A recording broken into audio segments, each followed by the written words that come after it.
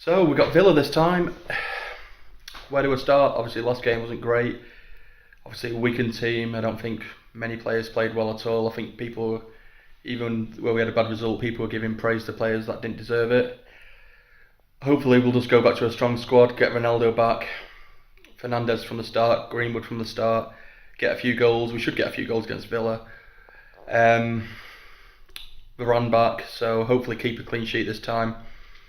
And if we go with a strong squad, I think we can get 3 goals. So I'm just going to go with 3-0. Just get us bouncing again, make us more confident, because after the last game it was dreadful. So fingers crossed, 3-0, 3 points. Narlene here to give you my prediction for the Man United versus Aston Villa game. And Villa almost just beat a very strong Chelsea side in the Cup, so that's a little concerning heading into this one. But I don't think our Carabao Cup loss has absolutely any bearing on this game. If anything, it was a missed opportunity for a lot of these players to give Ollie something to think about when he's picking this lineup. But it was very average performances across the board, so we're going to see the usual starting 11 and have Sancho and Lingard as good options to come off the bench. So in saying that, I think Pogba will start on the left, Ronnie through the middle and Murder Mace on the right. Now, as much as I love a comeback story, I prefer dominating wins, because I don't know how long I can continue to watch us come from behind and are we going to score in the final minute? So I'm predicting a 3-0 win to Man United. Hello, it's Ronaldo again, back with another pre-match prediction, and this time it's for the Aston Villa game. Another tough one. Another difficult game. They've been on a good run of form. I know they lost 3-0 to Chelsea, but it was a game that quite easily they could have got points from, and they were relatively unlucky. They beat Everton 3-0 last time out. They went out in midweek against Chelsea again on penalties. It's a strong Chelsea side as well that they fielded and put out. It's going to be a tricky one. Aston Villa have got the likes of Leon Bailey, they've got Danny Ings, Watkins, McGinn, Louise. They've got a lot of players that can hurt us, and they've got a lot of strength in depth off the bench in forward areas as well. I don't think it's going to be an easy game whatsoever. And I'm going to go similarly to how I predicted West Ham. I think it might be a 2-1 that we scrape. I think it's going to be a tight one. I think it's going to be cagey. I think we just about get the win. Ross Murphy here with my Paddock matchday prediction as Manchester United up against Aston Villa at Old Trafford. So far, Manchester United remain unbeaten in the Premier League and are looking to continue that against an Aston Villa side who've lost their talisman in Jack Grealish, but still have some good players that can cause us problems.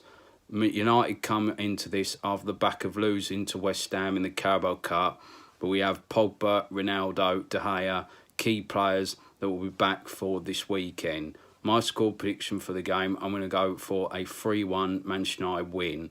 Make sure you like, share and subscribe to Stretford Paddock, and as always, come on United. Hello, Stretford Paddock. My match day for Manchester United Villa is a 2-1 win. Goes by Ronaldo and Bruno. Yes, Paddock Ultras, Sam Spanner here from United Forever Podcast, and this is my score prediction versus Aston Villa, or Ings, with the Ings, with the Mings, with the McGinns and the Watkins. But anyway, enough of the cheese. It's time to talk about the sauce, as Scotty Too Hottie is bound to be the hero tomorrow after getting 2 absolute screamers from outside the box. So I reckon 2-0 United, so let's have it, boys. Viva El Paddock! So, United are back this weekend. Definitely the biggest game out of the 2 early kickoffs. Massive performance needed after midweek. No creativity. I'm going to say 3-1 United. Ronaldo back with 2 and Mason with the 3rd. Come on the Reds. Paddock match day. Notch here with my score prediction for United in the Premier League against West Ham Aston Villa. Didn't we play half of them in the Europa League final? Well, we've got the return of El Matador, but I reckon he's going to be on the bench today. Interesting game, though, as our new signings are settling in while Dean Smith is acclimatising to life after Jack. Let's see if Premier League Varane will get the better of Danny Ings, while El Vivador and Bruno can continue to not being able to play together. I think we'll win 3-1 today against half of Villarreal and stay joint top at least, which according to many means that we need to take drastic action to salvage this season. Trust the Notchster.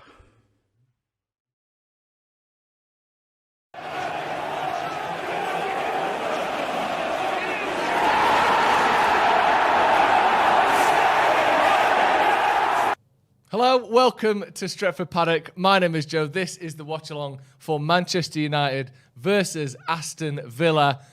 I'm joined by two absolute gems. Let me put it that way. I've got James Young here. How are you doing? No, not bad. Not bad, mate. It's great to be back on the channel because, I mean, it's been a while and last time everyone was so excited to see me, judging by the comments. So it's a real pleasure to be back, to be honest. We'll come back to that. And Callum Stone of theunitedroad.com. How are you doing? Very good. Nice to be back on the Get channel. right onto that. Lean right into that mic so people can hear. It's been a long time since I've been on the channel, so it's good to be back. Yeah, good to have you looking back. forward to the abuse I'll probably receive. You're not but going to it's get all right. any abuse. If anyone is sat at home thinking, what I'm going to do is I'm going to abuse these fine young men, what you can do is abuse yourself instead. That sounds weird. That sounds like wanking or something. Sounds a bit odd. James, what's up with you? What were you insinuating? I was when you said the last few times I've been on this channel under a different ownership, must say. But under different ownership, like we've been, like we're like Charlie Chuck E. Cheese or something, been taken over. But there was about I think maybe half of the comment section was dedicated to saying that I either look like James Acaster or that I should never be back on the channel again. So Sound it's like him a great, bit, great Which to is be interesting back on. because if you were James Acaster, that'd be a right coup. Yeah, You know what I exactly. mean? You don't just get James Acaster on like that. Do you like the comparisons to James Acaster? The first few times it was nice, but I think people should be a bit more creative now because it's sort of like it's happened quite a lot. So I think if anyone does want to give me a lookalike, then think of someone else. We've got a couple of nice comments. Someone said Callum is top. Someone says yes, James is back. And someone said go on Youngie, the human Wikipedia. What do you think of that? A bit uncomfortable with it, to be honest. Why? Uncomfortable? Because I'm not the human Wikipedia. Yeah, you are. That is bollocks. It just means you read a lot, really, doesn't it? Yeah. Or that I'm boring. Yeah, that's it. It does mean that you're boring. Yeah. That's not a problem though. A lot of people are Nothing wrong boring. with being boring. You can still be a good person. I read the Sunday paper every Sunday. Do you? Yeah. Which one do you read?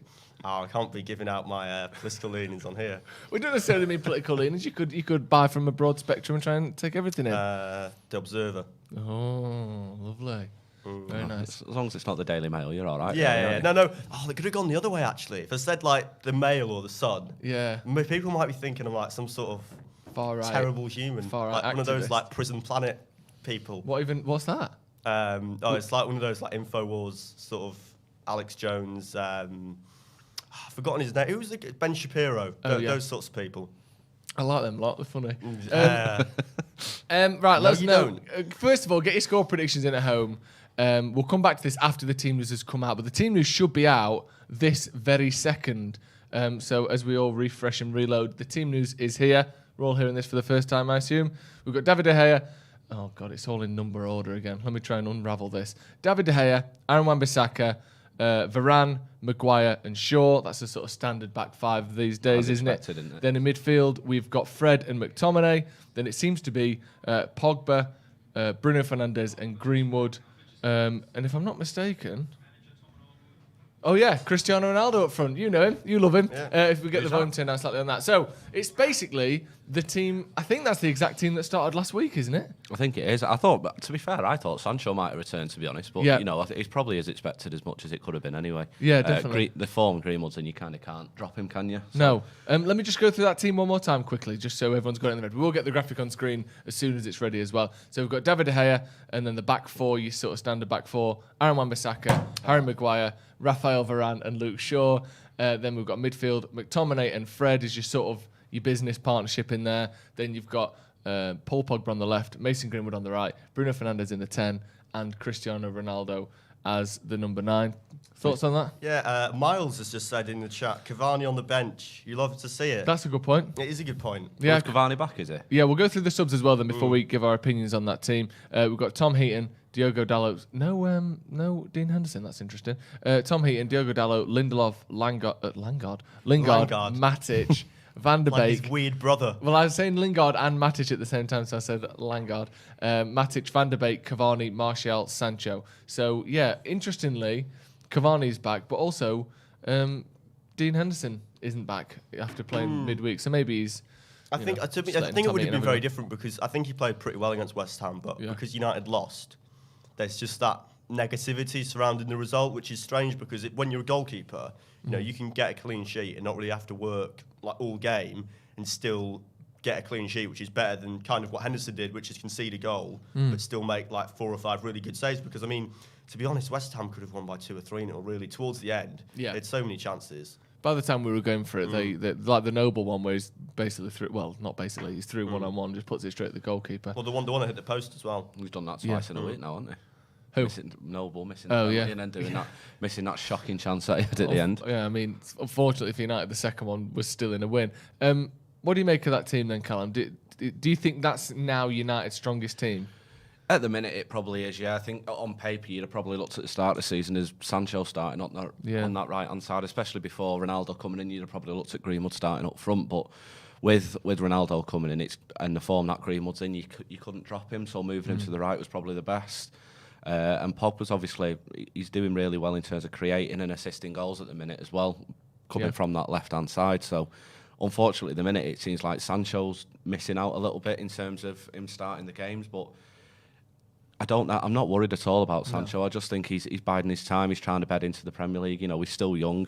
So all this talk about Sancho really struggling at the moment, I think if it starts to get to 20 games and he's still struggling, you can maybe ask questions. But with the form that the team are in, we've started well in the season. Pogba on that left it's working, so there's no point stopping it. John Ings has just said in the chat, Sancho sucks. Do you know what? I'm going to have to take your phone off you because you're so obsessed with the comments. Your own ego. You're just waiting to be abused, aren't you? Are you surprised that Sancho's not playing, or should I say, are you surprised, James? Ashley Young, he does play for Villa. Right, give me your phone. Give me Take your his phone You're off making him. a mockery of this show. Are you surprised that that Greenwood's managed to hold Sancho out of the team so far this season? I think so. I mean, the problem is, right, because Greenwood started the season so well that it's difficult for Sancho because he's coming into this team from Germany. It's going to take him a while to adapt. I don't want to compare him to Kagawa because, you know, Kagawa ultimately failed at United. But when he was in Germany, he was a really good player for Dortmund. There was a lot of expectations. I think you just got to give Sancho more time. Do you know what I mean? And just wait for him to find his feet, to say. Because I think if everyone piles too much pressure on him right now, then that's not going to be helpful for anyone. And I think it's going to take a while. Hopefully not like Van der Beek, who's had too many chances and for some reason just can't seem to adapt. But it's a difficult one because Fernandes came from Portugal and basically came straight in and felt like he was playing in the same league. Varane as well has done pretty well. So it can happen where a player comes over from overseas and does really well and probably better than expected. I don't think anyone expected the impact that Fernandes was going to have. As soon as he came in, it was like, you know, United sound like one of the best players in the team. And he just carried on with his Portugal form, like without dropping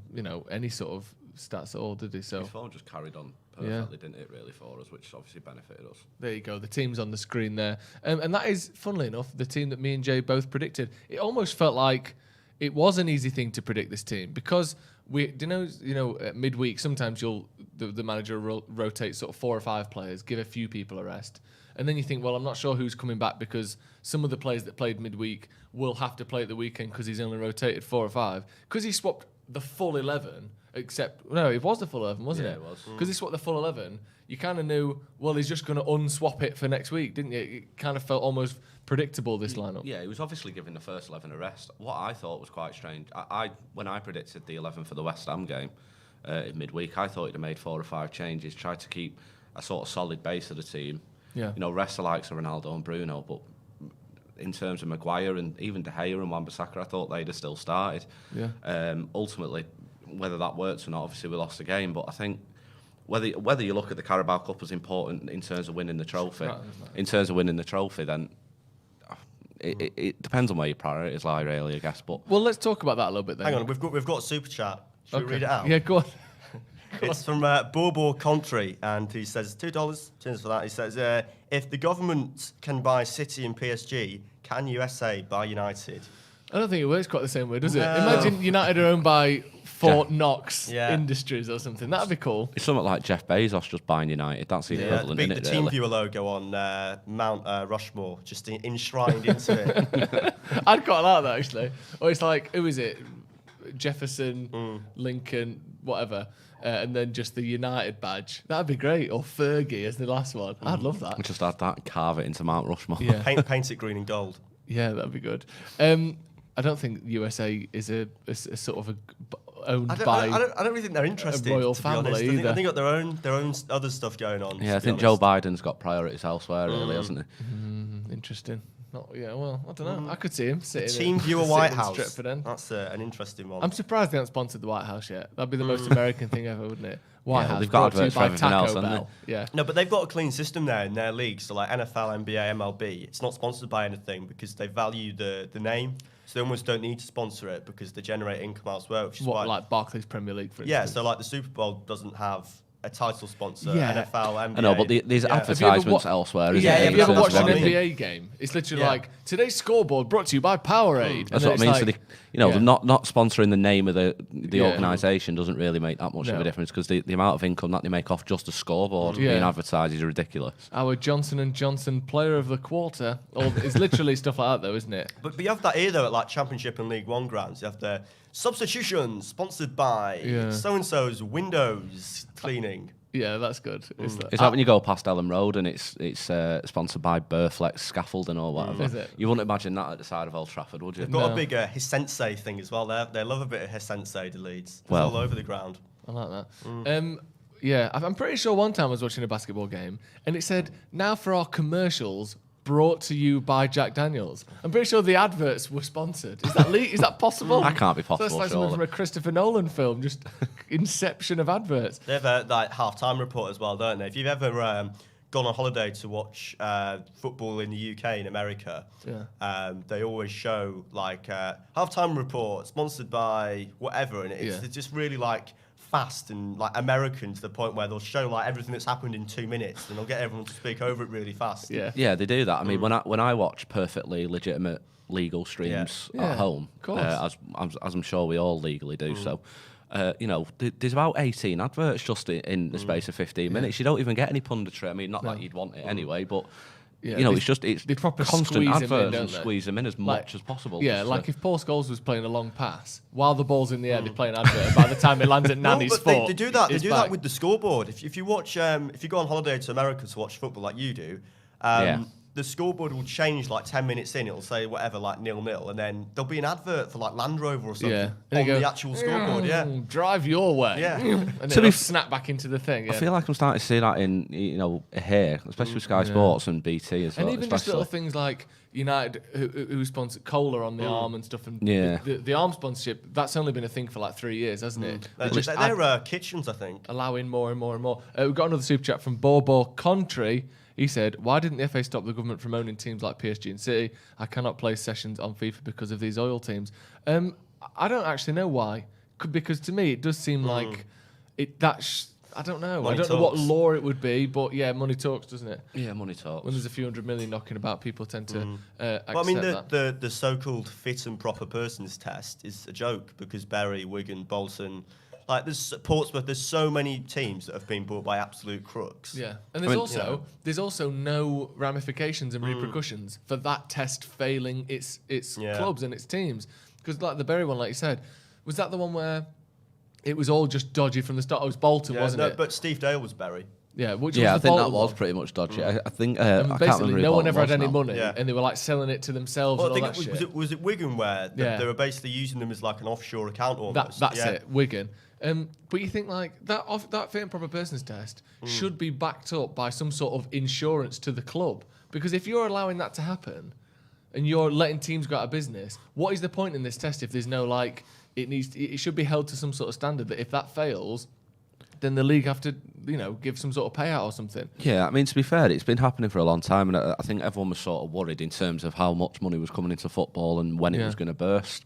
And ultimately, it burst on the teams that it was never going to burst on the teams like Man United or City or PSG. Well, we say that, but Barcelona are in a world of pain at the minute, aren't they? In terms of their financial problems, I know it was so insanely badly managed. But also, because they're Barcelona, the Spanish banks won't want to be the people that bankrupt them. So what they'll probably do is they'll just put the interest back. So they'll just make it longer for them to pay the loan back. So instead of making them pay it now, they'll just get them to pay it over a longer period of time, because that's what they did before. I mean, when they bought Ronaldinho, they couldn't afford him, but they just basically, just because of how big they are, they essentially were just allowed to sign him. I mean, to be honest, Depor had the same issue. I mean, Deportivo La Coruña, big Spanish side, went into, I think, administration in 2011, I think. But what happened there was essentially the banks just kept on giving them longer and longer to pay the money back, and by the end, they just owed them so much money that they had to go under. And it's like with Derby as well at the minute. Like they're in a mess, a proper mess. I don't know the full details of that. No, I'm unaware of it. I saw the Rooney stuff and what he was saying about. Well, they're in administration. Yeah, I know they're in administration, but I don't know how it's come about. I think they did, and don't quote me on this, but I think they did a Leeds where I think they put loads of things and time into getting into the Premier League, and then when it didn't happen. Well, yeah, because obviously Sheffield Wednesday the same. Well, they got to the playoff final with Lampard. Was it 2-3 years ago? So I think they kind of banked on that, didn't they? And obviously they lost it. So them staying in the Championship sort of did them. It's almost exactly the same then for Sheffield Wednesday, who they got to the Championship playoff final when they were owned by, I think, Milan Mandaric then. And it was Carlos Carvajal as the owner, as the manager, and then he sort of sold up, and their new owner came in with all this debt, couldn't buy anyone. Anyway, Alex Buckingham said, I prefer ads to Craig Burley talking Wibble. Which one's he? Is he a Scottish guy? He's a Scottish lad, yeah. I think he used to be part of ITV at one stage. Oh, no, I'm thinking of that guy. You know, the one who's like just the most animated man Ray ever. Hudson. He's like, and he's leapt like a salmon. Ray Hudson, who he's sort of similar to, do you remember the darts commentator Sid Waddell? Yes. He's a bit like him. Yeah. Hey, Magic Mark here, and I want to talk about this. This McFred is going to cost Ollie his job.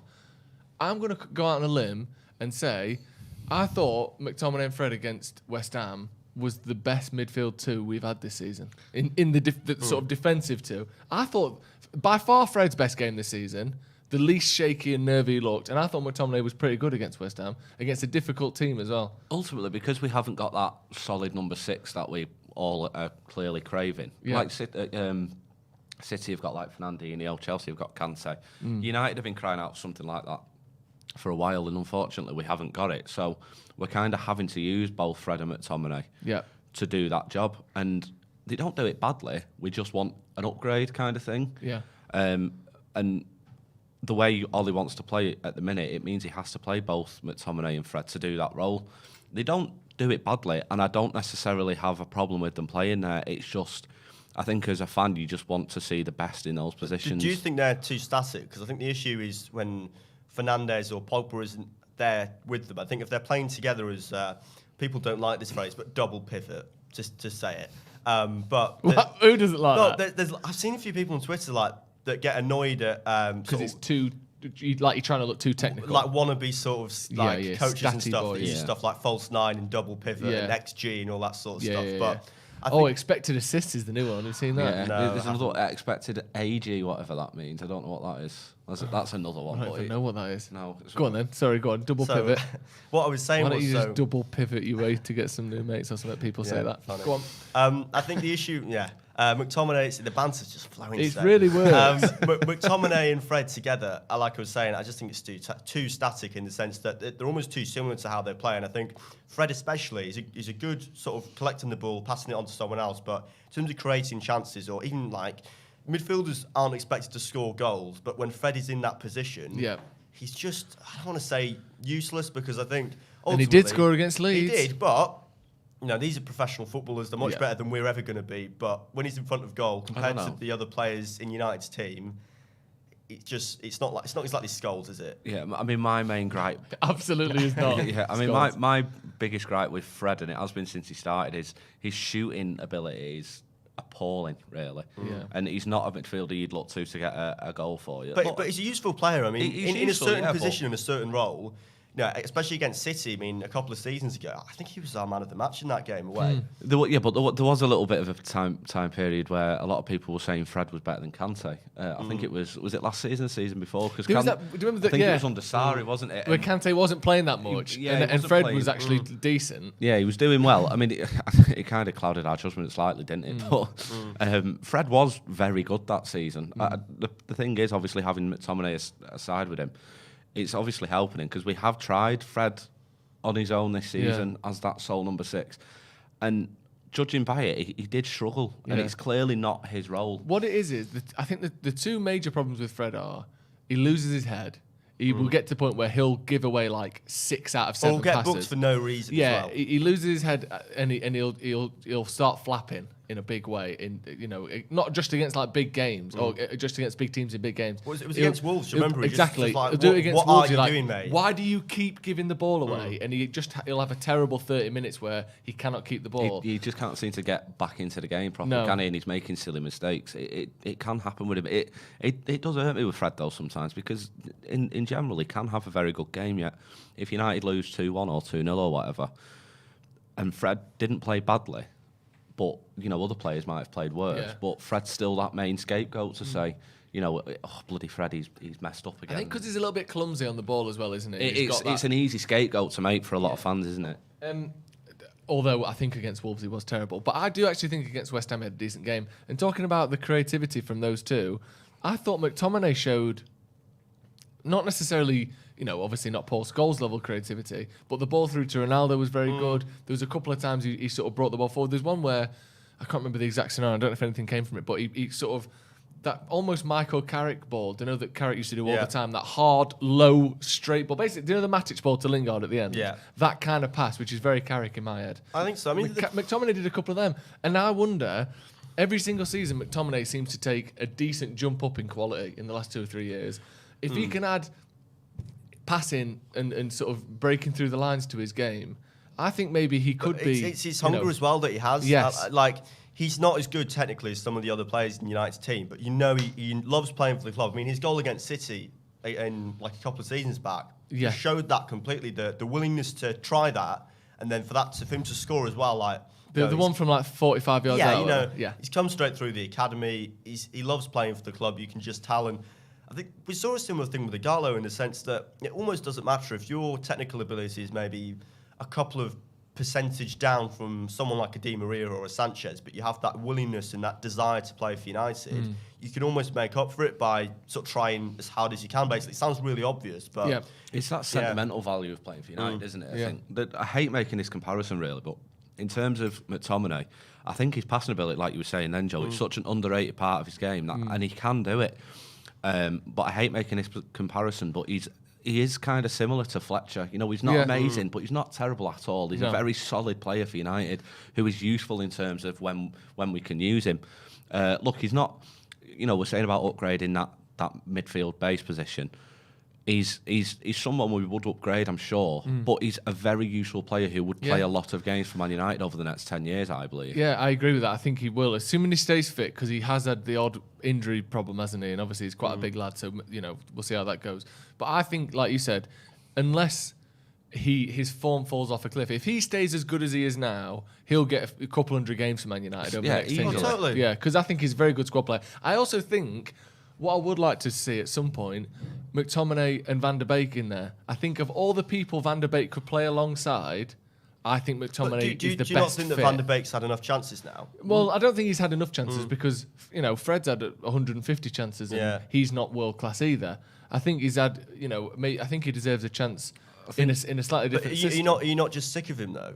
Because so you are. I just get frustrated with him because I get frustrated. Yeah, I know, but he came from Ajax. I find it hard just to a make different player to the one that we signed. I think. Yeah, but I find it hard to judge because last season he only started 5 Premier League games for us. Yeah. You can't judge a player on that, I don't think, especially when, it's like the other night when he played. I don't think he did badly at all the other night. No. But even so, you still can't judge because it was 11 changes into the team. Yeah. You're not going to get a continuous run and build your form up and get used to the teammates around you when you're going to be playing with effectively the second 11. Back to what we were saying about Kagawa, do you think that was the reason why he didn't quite impress as much as he could have done? Because from Dortmund especially, he was a really good player and he scored that hat-trick against Norwich. I think he's similar in the sense that Van der Beek has flashes where you think, all right, this is the player that we've signed. But for me, from what I've seen of him, and I know he's not played that often, but he's not doing it consistently enough. Do I have a different memory of Kagawa? Because I loved Kagawa when he was at United. Yeah, it was good. It was good, but he didn't last. He didn't. Did he? Yeah, he didn't light the world up and things. But I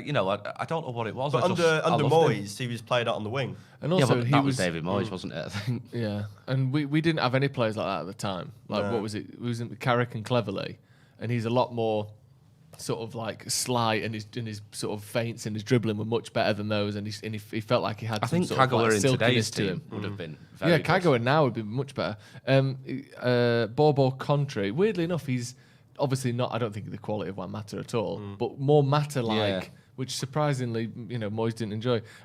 Fred needs a DNA test to see whether he's Brazilian. Interesting. People made the same joke about Andres Pereira as well. That's true. And I mean, Fred's just been called up for the Brazil team. There's obviously he's good for them. There's obviously something there. He's very reliable for Brazil. I don't particularly think he's completely unreliable for us. I just know we can do better. But he's a certain type of player, isn't he? That's the thing. If you're expecting him to score goals and play like a Scholes-esque player, he's not going to do that. Keep the ball. Yeah. Damien said, McFred again, hand in face emoji like that. And then he said, we're at home against Villa for fuck's sake, and we are playing them both. It's a disgrace. Oh. Do you believe it's a disgrace? I wouldn't say it's a disgrace. Not a disgrace. No. Who did we play against Newcastle? Was that Matic and was it Pogba? I can't remember now. I think it was Matic and Pogba. Yeah. And Newcastle got at us a few times on the counter attack. Just because you're playing at home, don't mean you don't concede chances. We should be able to create more. People are never happy. That people were annoyed after the Newcastle game, saying, "Well, we shouldn't have let Newcastle take the lead." But United comfortably won that. People are never going to be happy, are they? If United won the league this season, people would say, "Oh wow, yeah, but Solskjaer, I still don't like him because he's not proven himself." Yeah. I don't also buy the idea, especially when we're going to be playing the likes of Newcastle and Aston Villa and things. Obviously Aston Villa are quite they're a good attacking team. side, a very good they beat side. Everton 3-0 last week. They only just got knocked out of the cup by Chelsea in the week. Exactly. And held Chelsea to a draw. I think what we've got to remember with Villa as well is obviously they've got a lot of new signings that they've had to bed into the side. So they've kind of had their start to the season has been exactly what you'd expect, I think, especially with the loss of Grealish and signing these new players. And the problem with that is we've kind of got to nullify this. Like Danny Ings is their attacking threat. He's a brilliant really centre player. forward. Yeah. So we've kind of got to nullify some of our threats. But I don't buy this idea completely that they're going to be both holding midfielders in terms of Fred and McTominay. I think you'll probably see Fred be a bit more sitting back and McTominay probably will be given a bit more of a licence to try and progress the ball forward a lot because he's better at it than Fred. Yes. So it's not always two holding midfielders. Look, I don't doubt that if we had that number 6 that we're all crying out for, that wouldn't be happening. But unfortunately, we don't, and we can only play the team we've got. Yeah. And McTominay and Fred are the best duo to protect our defence. Yeah. Unfortunately, if that's how you want to look at it. Yeah. But I don't see it as a bad thing necessarily and at the also, moment. they don't lose many games together, them two. I think No, they don't. The stats on McTominay and Fred playing together are actually brilliant in terms of, I think we've drawn a lot, but in terms of not losing games, those two in there are very good at not losing games together. Let's just go through the Villa lineup. They've got Martinez, Concert, Mings, Horse House. I'm going to go with Horse House. Cash. Hungry horse. Cash, a horse house, also known as a stable. So they've got Mings, they've got stable, they've got Cash, McGinn, Douglas Luiz, Ramsey, Target, Ings, and Watkins. You mentioned there about Ings. Just a quick one. Leon Bailey not in the squad. He was an injured out one. Yeah, he was an injured out. He's not in. Danny Ings, I think, I know he already had signed for Liverpool during his injury. Terrible knee injuries, like back-to-back knee injuries, wasn't it? Out for basically like 3 years. He's one of those players that I think he's better than Aston Villa. I think he's a really good striker, but because of his injury record, he kind of has to regroup. Well, I think Bailey's the same. I'm surprised that he plays for Villa in the first place. He was so good at Leverkusen. Well, he was linked with United for a very long time. I think a lot of people were sort of saying he was a backup to Sancho's option, but speaking on what you just said about Ings being better than Villa, don't get me wrong. Villa, no disrespect to Villa. Yeah, of course, no, because Villa are a big club in my opinion. But you'd think he'd play for someone like an Everton or someone Tottenham like that. Or I personally think what I believed would have happened in the summer was Kane was going to City, Ings was going to Tottenham. I kind of think that would have been I don't think that would have been a bad replacement at all in terms of Harry Kane. Ings would have definitely done a very similar job, I believe, in their lineup anyway. Yeah, I don't think, obviously, he's not as good as Harry Kane. No, he's but not I think as good, he's clearly, a very good striker. When he's fit, he's a great finisher. He plays the line really well. And he's going to be difficult to deal with today. But yeah, they've got a really good striker there. And I think most of that is because of his injury record in the past. He's taking a big chance on him. I think the top United have a really, really good record against Villa. Yeah. It's something like, I think they've beaten United once in the whole of the Premier League. I think that was 2009. Last 16 games, I don't think we've lost to them. I think it was 13 wins, 3 draws. If you go on the BBC Sport like United Villa thing, it'll show you. Well, I've got it on 11v11 here, so this should help us. So if we have a look, so we won obviously the last game 3-1, and then 1, 2, 3, 4, 5, 6, 7, 8, 9, bloody hell, 10, 11, 12, 13, 14, 15, 16, 17, 18, 19, 20 games, like you said, dating back all the way to 12th of December 2009 when we lost 1-0. 20 games unbeaten against Villa. Spurs were a bit like that as well, up until Villas-Boas. United had gone, I think, the whole Premier League without losing to Spurs. It's amazing that, isn't it? I'm quite excited, actually, for this game. Do you worry a little bit about this game? Because people in the comments there are saying, oh, we're at home to Villa, for fuck's sake. Like, this is just some gimme of a game. What are your sort of thoughts going into this? I think those people are a bit sad, to be honest. Right, one second. Let me just read the super chat and then we'll carry on with that because I think you've summed that up quite nicely. Stevie86 said, why are we not playing Sancho on the right and using Greenwood as a super sub to get him ready for being on number 9? Because it's not Masters football. It's not Masters football. Also, it's also not Football Manager. Yeah. People kind of need to get a grip sometimes. Yeah, here's a question. Do you think that playing Greenwood as a winger, but actually him getting minutes, is more beneficial than him playing fewer minutes, but only as a striker? So in the cup games as a sub, or do you think just playing the more minutes but out wide is more beneficial to his progress as a player? Because everyone says he's going to be a number 9 eventually.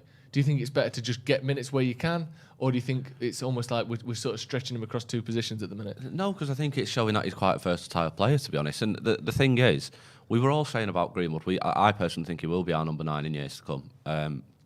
But pundits are like, the likes of Graham Souness saying, oh, we didn't need Jadon Sancho, we've got Greenwood. And then in the next sentence going, oh, well, he's going to be their number 9. Which, like, you've sentenced before. The same thing about Ronaldo, though. They were like, United don't need Ronaldo, they've got Greenwood. And then when Ronaldo scored against Newcastle, and he's obviously shown that he's quite good, which everyone kind of knew already. Oh, well, actually, he doesn't track back, so he's not as good. What? Someone asking there, can someone explain to me why we've got McFred playing against a back 5 with 3 CDMs? Well, I mean, the problem is... Just hang on a minute, I'll give Ollie a call. Yeah, exactly. Yeah. The problem is, first of all, we don't know the answer to that question. Problem is, we're not qualified coaches, and neither are you. And to be honest, Solskjaer is, so he probably knows something better of how to beat Aston Villa because he's the manager of Manchester United Football Club. Yeah, what do you think of the fact that basically, and I'm not accusing this lad here of doing that because you can question the tactics. I don't have a problem with that. But this thing of like every time the team sheet is announced, you've got hundreds, if not thousands, of people on Twitter saying, "Why didn't you do this? He's shit. This is a disgrace. Why like we don't win most games we play." What do you think that's all about? It drives me lupus, to be honest. It genuinely gives me an aneurysm. Backseat managers. Before we've even kicked off. Do you know what? I could understand it 2-3 years ago when you saw the likes of Pereira playing. No, but even then, Mourinho and Van Gaal, they're quite good. They're quite good at their job, aren't they? Otherwise, no, but they wouldn't be manager. No, but what I mean by that is I'm not questioning that. Yeah. It's just it was more utter disbelief that you were looking at a Man United team going that is now our squad. It's crazy. This is the best team we can field. This is the best team we can field as a starting 11. And you see in the likes of the Pereiras and things like that in our starting 11, it's like what's happened. But you wouldn't go to your work and question you for the tools that you use. I don't know. I mean? Some people do. To be fair, but it's just some bloke off the street. What you got that for? What do you mean? No, that line should be that side. That one should be that way. I mean, you do get it. To be fair, you just have to be all customer service and tell them to piss off in your head all the time. Yeah. One thing I wanted to talk about is this other game that's going on at 12:30. For anyone who doesn't know, Chelsea are playing City. It's like the Korea and Japan 2002 World Cup all over again. You know what? It's exactly like that. Very good. It's weird. I had that in my head as well. Yeah, exactly. That game's going on at 12:30. Basically, I would say, including United, 3 of the 4 main. Well, it's the 4. It's the Cortina's fault. You've ruined it for everyone. 3 of the 4 title contenders. Liam, Frey. Yeah, exactly. We should have been able to watch this City-Chelsea game first, and then we should have been able to watch United at 3. But the Cortinas are playing at Old Trafford tonight, so they've got to get everyone out and put stuff down. So get there, something to soak up the dark fruits. Yeah, they've got to throw a load of dark fruits and people's piss over. I think they've got loads of sanitary towels on the floor just to soak up all the dark fruits, and you put it into a big pile, set it on fire in the middle of the pitch. Got to use Victoria Warehouse as a holding bay for all the big crates of dark fruits. Yeah, exactly. They're going to bring in dark fruits and all the Ray-Bans that have been stood on. Just and, like snapped Ray-Bans on the floor. Pretty green bucket hats just on the floor. Do you know what I'm judging? Full of sick. I'm sat here judging, but I've seen the Cortinas about 8 times. I've seen the Cortinas. Yeah, I'm not having a dig. You can have a go at Dark Fruits. Yeah, you can have a go at Dark Fruit. Adam Patterson's probably going to be there later. Yeah. He's a big lad. He's one of our mates here. What I wanted to say about that game is, though, is this a very rare occasion? I mean, I think, can we all agree, get it out of the way straight away? We want a draw in that game. Let's have both teams drop 2 points. I think everyone at home, let me know in the comments. 3 injuries. Yeah, loads of injuries, loads of red cards. 2-2 draw, so that neither of them got a clean sheet, but neither of them scored loads. I think we can all agree we would like that game to be a draw. If you had to pick one team to win, and it's the one reason I'm asking this is because it's a rare occasion where I think I would rather see City win, whereas usually, whatever game City are playing, I hope they lose. They've dropped quite a few points this season, Exactly. haven't Do they? you know what, though? But judging by that argument, I get it, but City have been quite famous in the past 2-3 seasons for... I mean, they've gone on runs throughout the season. 20 games in a row, was it? To then pick those points up that they lost at the start of the season. They started, like you were saying, they started last season really... People forget. I mean, City were on par with United start to the season last year. Up until December, January. We were top in January. It was United and Liverpool that were first and second. Well, this is what I mean. So I think we've got to be wary about saying we want City to win, because obviously it'll be in hindsight towards the end of the season, but City are more than capable of clawing those points back towards the end of the season. Yeah. We've not seen that from Chelsea. Personally, I think whoever finishes above Chelsea this season win the league. But it is quite exciting to know 4, 5, 6 teams could win the league this season. Could we have like a 5-team title race? Do you think that's possible? So we got United, City, Chelsea, Liverpool. Who's the other one? Brighton. They're doing well. They're doing all right. Can they hold out? Leicester have been shit this year, haven't they? But can you imagine that? No, seriously, like last day, there's 4 teams that can win the title. Has that ever happened before? I think it's happened in like Japan. You know your world football too well. So what was that nickname? Wikipedia of football? Or yeah, exactly. And he didn't like it at the time. And then you're talking about a 4-way title contention in Japan. Peter Knight with the super chat. He said, thank you for the super chat, first of all. I think Ollie wants to go with one holding, but he doesn't trust anyone in the squad to do it. Exactly. I think that we've made that point so many times, exactly. haven't we? And I think the likes of McFred, I hate saying McFred, but McTominay and Fred.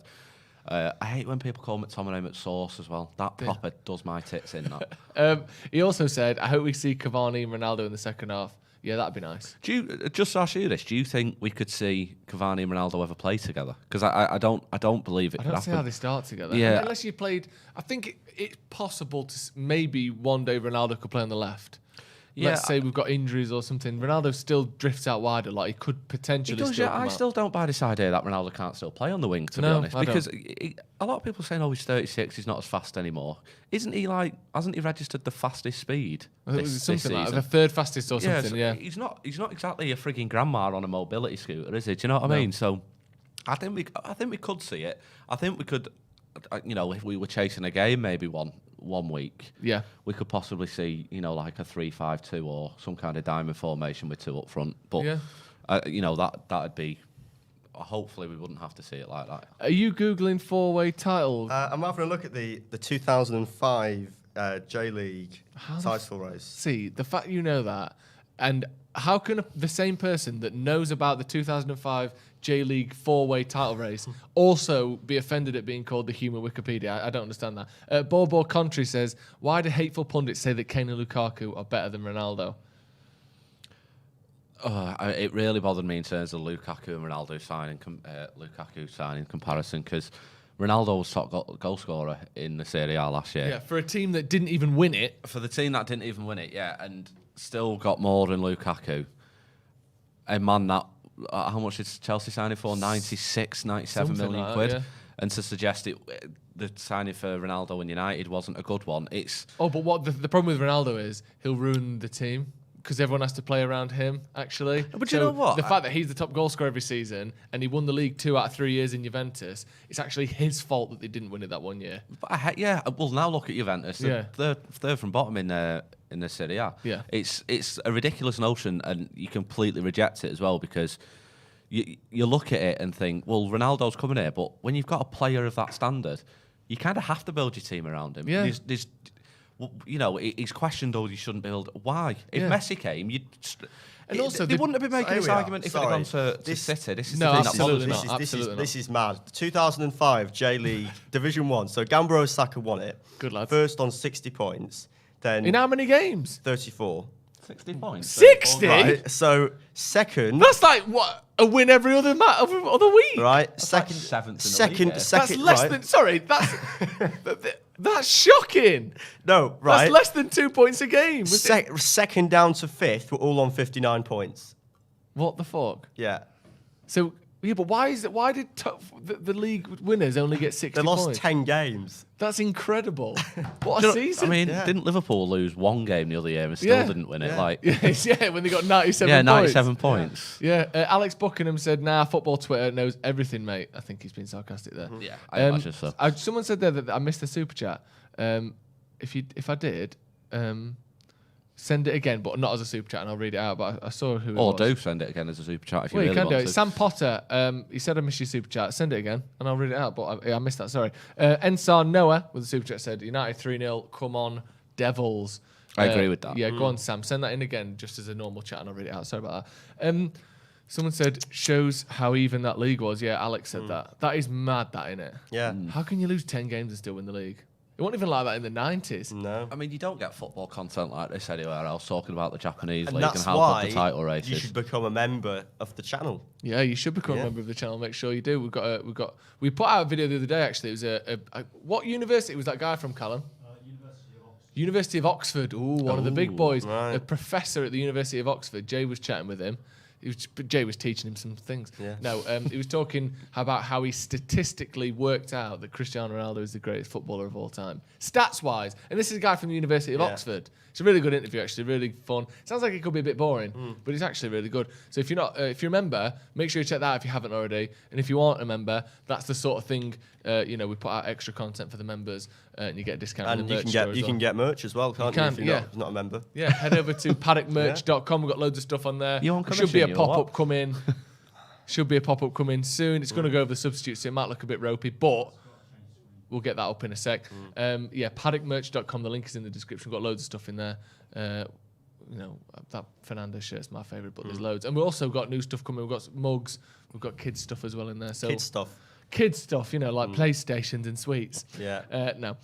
Judging players on stats is what people who don't watch football do. Do you think that's fair? Yeah, because Anderson was one of my favourite United players, stats-wise. Shocking. Yeah, but just to watch, it's so unpredictable. It was as just well. entertaining. It's just entertaining, do you know what I mean? I remember, I think I was 30, I was 11 when them two signed.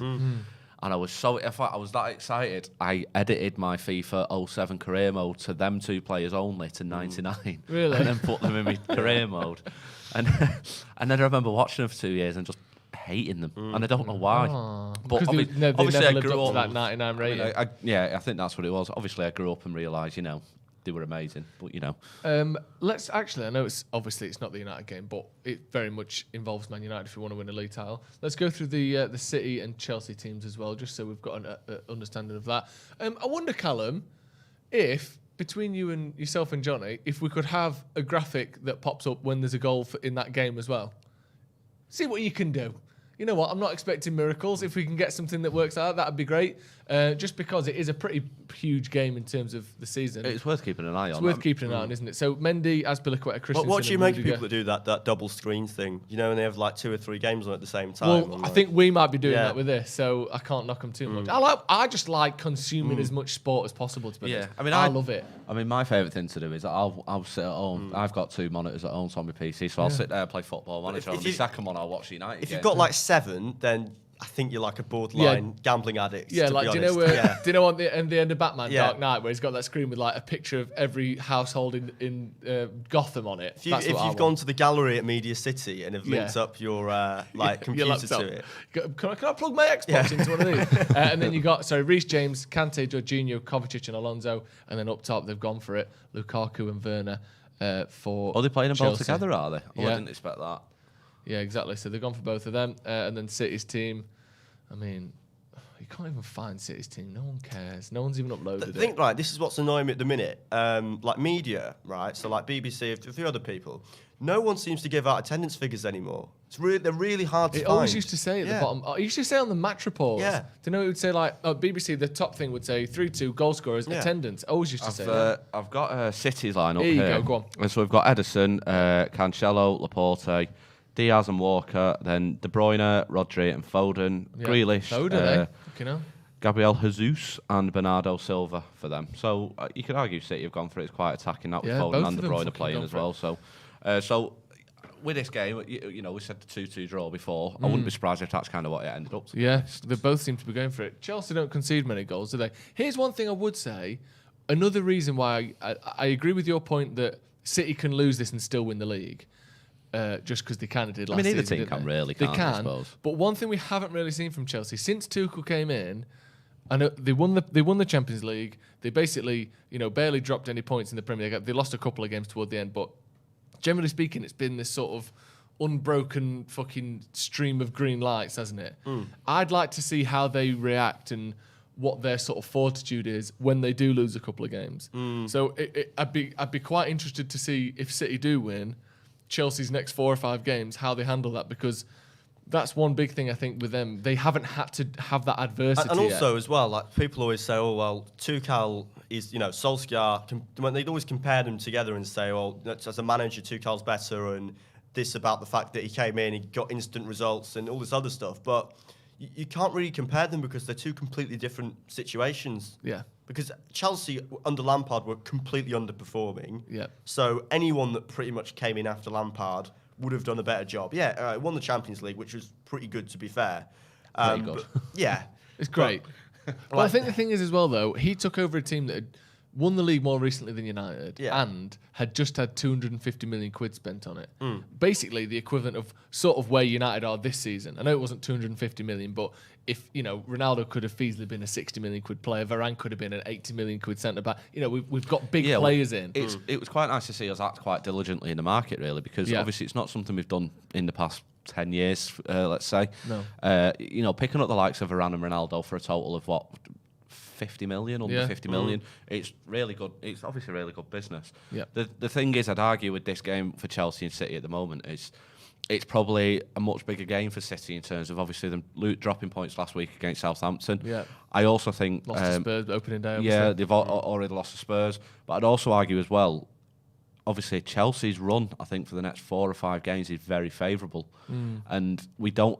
So United have also got to react to this as well, because if Chelsea do go on a run of 4, 5, 6 wins here, we're hitting 10 games in the season, then where you might start seeing Chelsea 5, 6 points ahead. So they've got, after this game, they've got City today, then Juve in the cup, but in the league it's Southampton, then Brentford, then Norwich, then Newcastle, and then Burnley, and then their difficult game is Leicester away, but Leicester so far have been very poor, and then it's United. But United have a couple of difficult games coming up. I think you've got City and Liverpool back to back at home. Well, this is what I mean. This is what I'm saying. I think in terms of those 5 games, even 6 games, including Leicester, that is, you'd look on paper. Obviously, football isn't one on paper, but on paper, you'd look at that and think that's probably 6 wins out of 6 for Chelsea. Yeah. Whereas you look at United's next 6 games. So we've got Everton. Not including Europe, we've got Everton, Leicester away, which again on its day can be a very difficult game, as we saw in the FA Cup last season. Then Liverpool at home, Tottenham away, and then you said back-to-back home games, City at home. So that run there, and then it's Watford, and then Chelsea, and then Arsenal. So United's October, November is fucking tricky to put it lightly. It's very tricky, and I think we'll see how serious in terms of a title. But knowing Solskjaer, United will win all of those and then lose to like some 15th, 16th side. So that was the thing. Can I interest you in a loss to who's the one after that? Norwich away. Yeah, no, 1-0. That sounds about right, doesn't it? And somehow Grant Holt's the one that scored it. I thought he retired about 10 years ago. United lost to Norwich away, I think. Was it Fergie's last season, I think? 2013. Yeah. But that's what I mean. You look at that as well. Obviously, Chelsea have got such a favourable run, and our favourable run, I think, is from December to January. Yeah, I think we've got 10, 11 games where you'd look at every single one of them and think United need to win them because they have to. But it's almost better to play these teams now, because if you go into the title race and it's 3-4 points in it, and there's 5-6 games to go, if United have got... it's a cliche, but there's not any easy games in the Premier League. But if United play teams that are not City, your Liverpool's, those sorts of calibers. If you're playing sort of mid-table sides that have basically finished their season because they've got nothing to play for, that's a lot better than having to play those other sides. Yeah, well, our run after that Arsenal game I just said then is Palace, Norwich, Brentford, Brighton, Newcastle, Burnley, Wolves, Villa, West Ham, Burnley, Southampton, Leeds, Watford. So that there, between basically the start of December and the end of February, is as favourable as you're going to get. The problem is, when you're talking about March onwards, that sort of final push, it goes City, Tottenham, Liverpool, Leicester, Everton, Norwich, Arsenal. That's fucking again. Yeah, anyway, it's tricky again. But we're looking very far ahead here. But yeah, we'll keep you up to date with obviously the United game, but we'll keep you up to date with the City game as well. I think the title race will be done, I think, by that Arsenal game. You think? Yeah. I hope so. What, will have won it? Sewn it up? I don't know. I haven't seen. Well, it has gone to the last day a couple of times, but normally 3 or 4 games before, you sort of roughly have an idea of what's going to happen. Yeah, generally speaking. Although, if you think the last few years, it's been City and Liverpool going to pretty much the last day when City won it. Then it was Liverpool battering it, and then City battering it. But before that, the Leicester one, obviously, the second to last game that went to. United went to the last game, 2012. But yeah, generally speaking, more often than not, you kind of know. CJ Legend 89 with a super chat. If Ashley Young comes on, do you think he will he'll be applauded by the fans if we're winning? Depends if Stephen Howson's in the. If Stephen Howson spread poison through the stands, but I think he probably would. What's going on here? Some sort of. You are? Sorry, we've got some sort of we're being hacked. It does sound like we're being hacked. Some sort of brain sneeze. Just some technical. Look at this. What's going on? It's a cyber attack. This is going off here. We don't know what's going on. I reckon have we got too many things plugged in? Seems like an electrical issue it's the to me. start of Jesus a film. Christ. Is that buzzing coming through on the mics, or is it just in our heads? Okay, thank God. Are we just losing the I plot? think we're back. I don't know what's happened there. Someone's going to come through the door and kidnap us. Yeah, exactly. Jesus. Don't know what's going on there. Oh my God, Cristiano Ronaldo's got something wrong with him. No, he ain't, he's fine. City have a false 9, but attacking lineup with De Bruyne, Foden, Grealish, Jesus, and Have you ever been electrocuted before? Not electrocuted. Doesn't that mean you've died? I've had an electric shock. When? At school. What were you doing? So I was sat on the in science, and there was like do you know they have the plugs on the desk in science, don't they? Because you have to plug, I don't know, life support machines, whatever you play with in science. Or did you just to really piss off the teacher, just switch them on and off all the time? Yeah. But this one, the sort of the plastic on the front was all cracked and like slid away. And some of them had like tape over them because instead of fixing them, this was an old 70s school. This is Worksop. Yeah, this is Worksop in the a school built in the 70s. This is Worksop, and also they had plans to build a new school. Right, so for the last 2 or 3 years, they just fixed nothing. So everything had holes in it. You could just kick holes in the walls. No one was bothered. And there's like my old school now. Exactly. There was this cracked plastic on it, all broken off, and I could just see this big metal behind it. I was like, "What are you there for?" And instead of going like that, for some reason, I did both hands at once on this metal thing, and that, do you know that like numb, like warm feeling going all through my body, and I like pulled myself off it, and I was just sat like that, just white, literally like a fucking cartoon what professor. Year was this? What I was year in were you year 8 or 9. Right. Was it going to be like that scene in Home Alone where he ends up getting shot and it's just like that? Yeah, my hair like frying. It was literally like that, but I didn't nothing fried. But I just went dead white and I felt a bit sick. What happened afterwards? I told my teacher, but she hated me because I was always naughty. Oh, what did we say naughty? What was it specifically that you would do? Was it just like? I was going to say, did you just talk in lesson, or did you like try to set fire to the lobbies or something? No, not like I wasn't like an awful person. Just like shouting out, turning up late, throwing stuff at my mates, like stabbing people with pens. Like do you know your mates? And just being a dick, basically. Yeah. There wouldn't be a day where I wouldn't come home and you've got some sort of lead under your skin somehow where you're stabbing your mates with pencils and stuff. Burner. Yeah, all that sort of shit. I used to just be on Report all the time. Yeah. Do you know Report? Remember Report? That was good. We're all on about you. Remember Report? Yeah, exactly. We've got Garlic 9 minutes till kick-off. Gaelic bread. 9 minutes, that's the Irish version. 9 minutes till kick-off. Chris White, actually, we'll come to team score predictions in a second. Chris White said, imagine signing Sancho, Ahmad, Pellistri, retaining Lingard, Rashford, Martial, Mata, Greenwood, but playing Pogba left mid whilst Fred plays in CM. Yeah, but the problem is, all those players you've mentioned there, Greenwood doesn't play on the left for starters. Rashford's injured, and Pogba's better than the rest of them on the left-hand side. So what would you do? Do you know what I mean? Greenwood is starting this game, so you can't list him as someone that's getting a game over, or that Paul Pogba's moved. Score prediction, Callum, please. I think 3-0 United.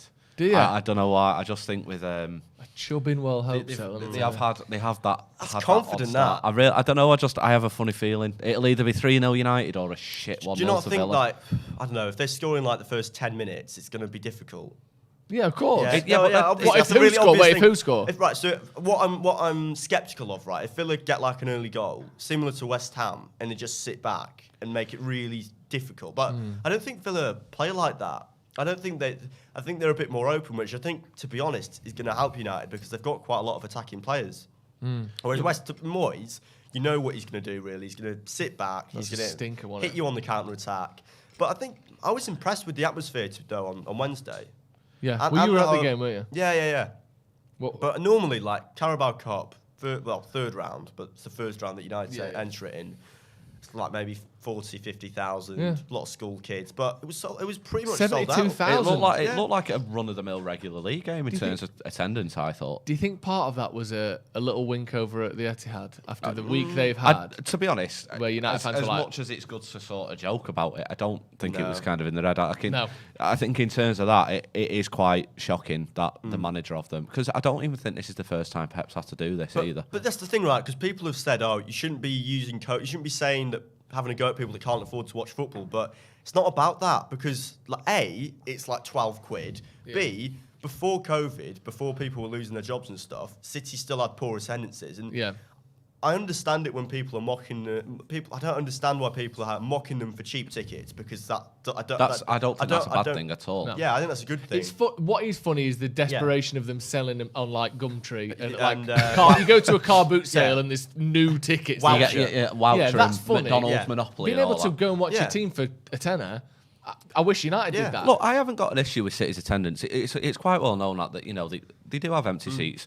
It's the sheer denial that the fans seem to have that they don't have empty seats. That's the thing. I wish they'd come out and just say, look, we're not as big as Man United, or we're not as big as a club in Manchester. We simply don't have the fans to fill the ground every week. But what I don't like is people on Twitter that never go to matches criticising City for their attendance. Because I'm like, how can you say that? Because you're not helping anyway. There's City fans that go and follow their team home and away that are way more supporters of their club than some like idiot on Twitter that hides behind a picture of Martial and like criticises them. I think the thing is with City, they're a big club. They are in the sense that they're probably the size of maybe like a Villa or a Sunderland. They've got a good set of hardcore support that follow them, maybe 30, 40,000. But aside from that, I mean, they're just a construct, really, owned by someone that is taking them to a level that they really, realistically shouldn't be at. They're Man City. Do you know what I mean? Exactly.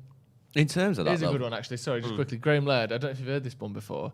Graham Laird says, when did James Acaster join the team? He's called James and all. Yeah. He's just surname Acaster. He don't like me touching him. Darren Wilson. Please don't hit me. Darren. No. I will never laugh. Darren Wilson. To be fair, it's better than being called Carl Pilkington or James Nesbitt like I get. Is that what you get? You're sort of a Pilco Nesbitt cross hybrid. Yeah. People just, like when I was at uni, people used to call me a moaning Pilkington. Like I remember my first lecture getting called Carl Pilkington just because I was moaning. People used to, just because you I had one, I remember it was this ethics lecture for politics, and they were like, the lecturer said, who in this room feels valued? And everyone put their hand up, and then who doesn't feel valued? Straight away my hand went up. Did you? She just goes, why don't you feel valued, Callum? I went, because everyone just pisses me off. They all do my head in. And then just everyone turn around, and from that moment on. Where did you go to uni? Leeds. Well, you fucked it as well because the accent. I mean, to be fair, I've got a good story about that. I had a mate who did, I don't know if you ever heard of the Otley Run. You might have heard of it. Yeah. Is that in Leeds? Yeah, it's across Leeds up into all town. All the pubs and that? Yeah, so there was a... What is it? It's a pub crawl, isn't it? Yeah, it's like a fancy pub like crawl. The Didsbury Dozen for people. Yes. Yeah, so there was a funny story. Basically, you do it in fancy dress or some kind of theme, so you could do it in superheroes, whatever. My mate did him and his accommodation lot did it in football tops, and the guy from Manchester, from Rochdale, who happened to be a Man United fan, who wasn't aware of the history of Leeds, did it in a 2000 Galatasaray top. So he was going up. He fucking was aware. He was. No, He why didn't- would he have that top otherwise? That No, is an it absolute- wasn't his top. It was one of his mates. His mates must have known, but he didn't. He So didn't. I don't the first, know. The Didn't know, first mate. 4 or Sorry. 5 pubs of the Otley Run are die-hard working class Leeds United Yeah. fan pub. They're not a student pub in any means. So he walked in these first few pubs and he was getting looks, he was getting shouted at, he was almost being glassed effectively. And he got to the first, sort of studenty pub. Yeah. And the barman said to him, "Bloody hell, you're brave, you aren't you?" He said, "What? Yeah, people keep threatening me and I have no idea why." He said, "Well, look at the top you're wearing." I had no idea. He went, "Why? What's wrong with the Galatasaray top?" He went, "It was something to do with, was it Leeds fans went over there and got stabbed and murdered or something, I think." So he absolutely shat himself, ran straight home and just came back out in a plain T-shirt. I think he just got a plain T-shirt, wrote Man United on it. I think that's one of them where, to get it off. to be fair, that's probably the right thing to do. I mean, it? if you'd have got into the city centre with that on, Yeah, you it'd might have not. been- You probably wouldn't have come out, to be honest. Darren Wilson with a big super chat. Thank you very much. $50. He said, thoughts on Greenwood getting an extended run wide right with Sancho coming in from the bench. Give Jadon time to acclimatise and could help him watch our pattern of play from the bench. What do you think of that? I mean, I think, personally, my response to that is, I think Greenwood playing from the right because he's playing brilliantly. Yeah. I think you just can't drop somebody in form. This is what I mean. People have started going about Ronaldo. People forget how young he is as well. Yeah. Because last season he went through a bit of a barren spell, and everyone was like, "Oh, I'll drop him, whatever." He's going to be inconsistent because he's still developing, and that was the frustration that I had. People that were criticising Rashford, saying, "Oh, he needs to score more goals, he needs to do this, he needs to stop doing stuff for charities if that's having an impact on how he's playing." Yeah. But Rashford's a lot younger than people expect, and even then, he's made so many appearances for United. I reckon he's probably going to. I mean, if he stays at United all his career, which he probably will do, he could break Giggs' record, definitely. Well, I hope he breaks Yeah. Rooney's record in terms of goals. Anyway, but I think McCall has said it on a previous video at some stage because obviously there's big talk about Haaland next summer. As amazing as Haaland is, I think Greenwood is that good that we don't even need him. That's how much I rate Greenwood. But if he was available, you'd take him. Of course you yeah. would. Yeah, I'm 'cause sure you know would. why, But, yeah. but Especially with City probably going in for him as well. yeah, exactly. Jack Lynch with the super chat said, if Pep keeps falling out with City fans, he'll definitely go, but you don't care about the citizens. 3 points today for United, 3-0. Yeah. I mean, I think it looks, although Pep does this, people need to remember, he's a very good manager. There's no one that can deny that. He's also a proper mardy ass Pep Guardiola. He really He is. did this He- at Barcelona. Yeah. He did it at Bayern. He's done it. Let's not forget, he's done this before at City as well. Falling out with people. He's like, oh well, I might leave. Fuck it, I'm gonna go then. Proper takes his ball home with him type bloke. I can imagine it's more of a frustration for the neutral. You know, the fans of the so-called smaller teams in the Premier League. The Seeing them so-called smaller teams. You know what I mean. You know, like the Norwiches No. and those kind of Well, things. they are The ones smaller that- teams. they It's are like when people smaller say teams. so-called Islamic State. Well, yeah. I mean, that is not. Yeah, let's go with that comparison. But you know, it must be quite frustrating for those neutrals to see a guy who spent £1 billion in 5 years. Like, trust me, if I had £1 billion in 5 years, I'd be dead right now. Oh yeah. Do you know what I mean? I'd be dead, but my God, would my body be covered in like- golden robes? I'd be like Joseph in his Technicolor Dreamcoat, dead in a desert somewhere. Dead with the best 5 years of my life Yeah. for that £1 billion. Yeah, You know, a lot of exactly. people say you can't spend that. Trust me, I could fucking Oh try. yeah, all right. A mega yacht's 100 million. Yeah, exactly. Get me 6 of them, and then we'll start talking about can't spend it. How much is a fucking plane? I'm Yeah, going to crash exactly. into the Alps. But this is what I'm saying. It must be so annoying for a neutral like that to see this guy who spent so much money and complaining he has to play his under-23s in a you know cup what? game. I've got no option. I'm going to have to play my players. I'm going to have to no. play my players at the academy that we spent so much investing in, that Yeah. yet still don't use. I'm sorry for a team that has spent so much money on that academy, and all they've got to show for it is John Phil McGinn's Foden. picture there is a disgrace. Did you see that? Yeah. Do you know when they're showing the lineups and we're watching it on, a legal thing? Wouldn't it be great if there were other teams that weren't as good as teams in the Premier League that City could send them to help them develop instead of What's playing like some them- sort of loan Some system? sort of- Combine the yeah. loan system. John that- McGinn's picture like that means that they deserve to lose, by the way. That's just a Marvellous Nakamba is a brilliant name. Yeah, Marvellous is a fantastic first name. Right, I'm going to go Lou. Good lad. Right. Don't fill that up. What's that? Yeah, if you can, cheers. For Tat. me. Is that all right? Is it just water? Yeah, just Yeah, watch it. please. Sorry. Just on a drinks break. We'll keep an eye on the City game as well. Let's get that up. The United game is just about to kick off. It's one of them tricky ones where this game isn't on in England. We're imagining. If we were very immature here, we'd move Callum's seat out the way, so when he came back, he'd fall over. But but that's not how it works. You no, have to move it as they're sitting down. Yeah. You don't. If he comes back into a room with no seat in it, he doesn't go, well, it must have been an invisible seat this whole time. That says broadcast is licensed for viewing in Hong Kong. Get it how you can, ladies and gentlemen. It's not our fault. If you can't get the game on, because it is a bit of a tricky one, we will be describing some of the action. I think the best place to watch it is Old Trafford, to be honest. Well, yeah, but you aren't there, are you? So you can't say that. No. The best place, obviously, is Old Trafford, but not everyone can get to Old Trafford.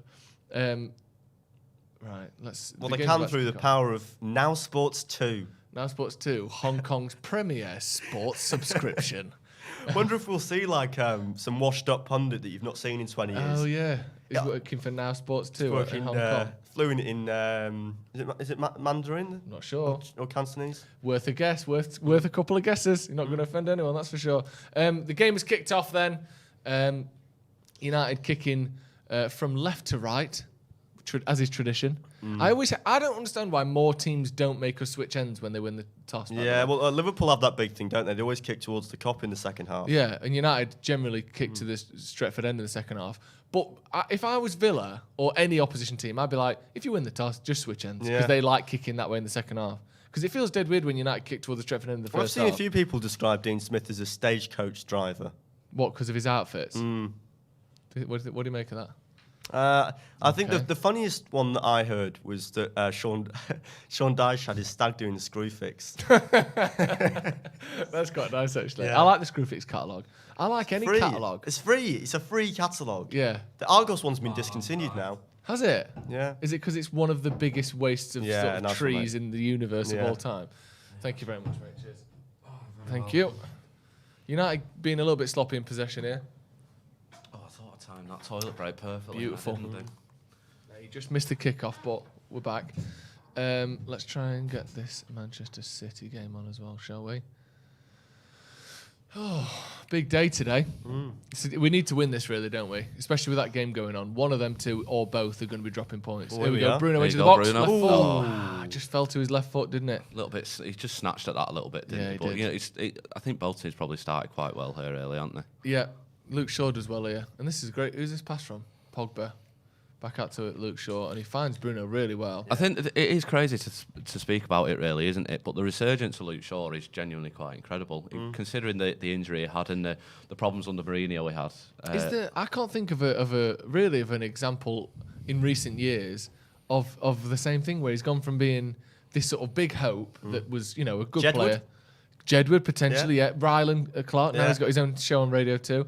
But Luke Shaw was this big hope that had good games and had good spells, but was never really world class. Then goes away for 4 years. Yeah. Is anywhere from ridiculed to average, and then all of a sudden, Lindelof's just been fouled there. Was that Lindelof? Was Maguire? Oh. Lindelof's not playing. And then comes back to being basically a world class player. And we'll put the City game on there. Do you remember Steve Brookstein? What? Who won? He won the first year. Yeah. The bin man who won. Racist tweets and yeah. Did he? Yeah. You're joking? No. So for anyone who doesn't know, Steve Brookstein was a sort of unassuming. Was he a bin man? I don't know. Unassuming bloke anyway who won X Factor. He won it. He literally did. He won the first X Factor. Yeah. First series of it. And if you go on his Wikipedia page, there's controversies. I love it when they've got. If anyone hasn't seen it, what's he called? Do you know the tennis pundit? Do you know the bloke who used to present World's Strongest Man? Oh my God. Is it John Inverdale? John Inverdale. Yeah. Go on John Inverdale's Wikipedia, because Inverdale has got a wonderful controversies page. He's calling women dogs and all sorts. It's awful, fantastic. Have you been on Des Lynam's? He's described on there as gaff prone. Sorry, go on. No, I haven't been on Des Lynam's. Is just really sad. It's like, in 2016, Des Lynam... Go on, Mason. Who's that to? Fucking hell. I mean, good Bruno did well to get that, Bruno, yeah. In 2016, Des supported the UKIP party in the 2016 general election. Oh, Des, you're better than this, man. I mean, if we're talking about X Factor winners, I'm just going to put it out there that Shane Ward will never be beaten. Shane Ward was good. Yeah, I thought Leona Lewis was all right. What was that? Adrian... Giles. No, McKenna, I've forgotten his name now. Someone called Adrian won X Factor. Did you watch X Factor in recent years? No, last 5-6 years. No. crap. I'm not really a huge fan of it, to be honest, as a show, as a concept. The spectacle. Remember when Pop Idol, the first season, this sort of Gareth Gates, Will Young one, at school, we went round and like the teacher came round and was like, "Who do you want to win?" And we had a thing on the board, Gareth, Will. What, like a wall chart? Yeah, literally a wall chart, a tally chart of who everyone wanted to win. Gareth was like 28-2. Yeah, who did win that in the end? Will Young. Will Young won it, didn't he? I mean, I still think the right choice won personally, but you know. Make sure you're right on the mic. Sorry. It's easy to forget. It's easy to forget. United got a free kick on the edge of the box. Oh, let's find out who's taking it. It's going to be Bruno, Why isn't do it? they sit beneath the wall like that? So you can't kick it. You can't get it under it then, can you? I think it was a thing that came from Italy, wasn't it? Is it worth happened a lot there. leaving an extra man behind to do that? See, now look, Mason on the left, look, he's basically free if you want to lay it off to him. There's a little bit of discussion going on with what's going on with the wall here. They're getting a talking to. I don't know what's going on. Mings, Watkins? It's always a strange tactic. I've never understood that. So they've obviously got the wall, Villa, and then there's two United players in front of the wall. Surely that just makes it harder, doesn't it? Bruno's to take it. Oh, straight into the wall. See, Ronaldo wasn't really there for that, was he? Yeah, just seen a holding there for eFootball, which is what Pro Evolution Soccer's been renamed to now. Oh, it's free now as well, isn't it? Yeah, they've completely... Oh, I don't... Well, if they do want to work with us, then they are welcome to, but it's changed somewhat in the sense that a lot of people aren't happy about it, put it that way. Go on then, well, tell us what they're unhappy about. Because it's just like... It's become like Fortnite, essentially. It's just like one game that you just download. Right. Yeah. It's just... And it's basically just... You know, like FIFA, everyone criticises it because they never update it and they're just interested in Ultimate Team. Yeah. Like, they've taken that to the next step where they've essentially just made that the game. It is only Ultimate Team now. Well, no, but they've made it free. They basically just copied Fortnite. Right. The problem though is FIFA is wank. So do you think? Yeah, it's just I've not played the last 4. I haven't played it properly since they are 15, quite 16. You know when you were at school and you had to copy and paste your homework and things like that. It's quite literally the same idea with that. It's got worse. They've actually removed features from it for no reason. Yeah, they have removed a few features, like the what's it called, the arena and stuff like that. I still like FIFA. I play it every year. Creation Center, that was good. What's that? That was like you could make your own like teams and stuff and add them in online. I used to love the World 11 and the Classic 11. Yeah. Do you know before they had Legends and you could play with like Cantona and stuff? Eric Cantona versus I don't know like Pirlo or Rudy Voller. Yeah. Oh yeah, Rudy Voller was always in it. Yeah. But they haven't done a World Cup game recently, which is annoying as well because the 2014 World Cup game. It's the best FIFA ever. It's got every single country on the game. It's got qualifying. You can do anything you want pretty much on it. It's even got its own built-in radio station with Andy Goldstein as you go through it. Do you know... oh, God, yeah. They do like a World Cup update these days for FIFA, for like Ultimate Team. Yeah, but they just have the qualified teams in it. Yeah, and do you know this FIFA, I can't remember what it was. They've literally got like 16 national teams. That's it. Right, ball into the box there. Maguire, don't lose them, does it? It's just laziness in it, the game. Fred winning the ball back. But, I mean, if they do want to work with us for the next launch, then we're very welcome Absolutely. to go. Absolutely. And we might be doing some streaming stuff for FIFA, actually, anyway, because I do like it. It's a good game, yeah. Very good game. Well, I mean, don't get me wrong. It's quite literally the only game I'd play. Mason Greenwood flying forward here. Make the right pass. Or no pass at all, and it's a corner instead. He's won a corner, he's done well there. Never really opened up for the pass, did it? No, Pogba was really close to his man. Ronaldo made a run, but I didn't quite see what happened with that. Ronaldo just sort of is trying to drag a man out wide, isn't he? I think so far what you can see is Villa are clearly going for the goal as well. I think they're trying to get that, like you said before, James, get that early goal and maybe sit back. I don't know. Because that's what's happened before with United. When teams have come to Old Trafford and won. It happens most times against United, especially at Old Trafford, I think. Yep. They always try to go for that goal and then they'll just waste time and kind of be a bit shithousery in terms of the rest of the game. So what song do you reckon the Villa fans are singing right now? I'm going, we support our local team, 8 minutes in. I think that's a solid bet. Yeah, probably. Yeah. I don't know, something from ELO there from Birmingham. Your support is fucking shit. That's the other one there. That's a good one. It's like the same 2 or 3 away fans always sing at Old Trafford because they can't come up with their own. What? What happened? He was offside back when he passed it. I hate that. Oh, live round the corner. That's another good one. Yeah, the Ronaldo one, like I said, maybe we shouldn't give out the full lyrics. No. But the we're Villa, we're on a bender. Yeah. Cristiano Ronaldo is a that one naughty lad. But Silly the bugger. Newcastle fans were singing that the other week on the tram. People started to. They didn't actually fight, but you just go fuck off. Yeah. You know that? Even after you've won. Yeah. Just fucking shut up. Shut it, you dickhead. Yeah. Then there's more people singing the Newcastle stuff, and then just from right the other end of the tram. Shut your fucking mouth! No, it's like I was Screaming. walking past the West. I love that. I was walking past the West Ham fans in Salford Keys. I think they were in. Is it Lime Bar? The one like. Oh, on yeah, Lime Bar opposite and Lowry no, Centre, that's yeah. like they Lowry, were yeah. seeing like, oh, come on, you Irons, all that other shit, and like, you know, there was a few United fans that were basically waiting for them to come outside to fight them. Yeah. I think Did you get him? I don't know. I didn't stick around. my biggest gripe with West Ham, right, and it's nothing to do with actual West Ham. It's the film Green Street. You know where they're all coming to Manchester to Piccadilly. There's about 50 United fans waiting for him, all from Manchester, all proper Mancunian fans waiting for him, and 6 Cockneys turn up and 1 American, And they fucking do him. they fucking do him in. It's so annoying. Undercover journo. It's just ridiculous. People used to love that film at school as well. Do you know when you're like 12? You know, everyone's like, it's the best film. the cultural influence of that is, I think it's Malaysia, it might be. They've seen that and they've imported hooliganism into their own like football. What, from Green Street? Yeah. So like, I think it's Persib, the Malaysian side. I think they're like obsessed with Green Street and they've like copied it. What, they've all got like Stone Island jackets on? And they I say was watching a documentary about it. It's mad. they call people fucking mugs all the time. You fucking mug.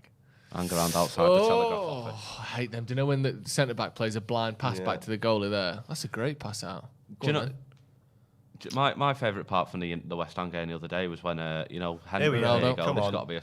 Oh. Yeah, when Henderson came forward, obviously we were 1-0 down last few minutes, and he was in the halfway line, picks up the ball, and the whole Stretford end just went shoo. And instead, he passed the ball out for a throw. Yeah, quite literally one of the worst passes you've seen from a goalkeeper. Yeah.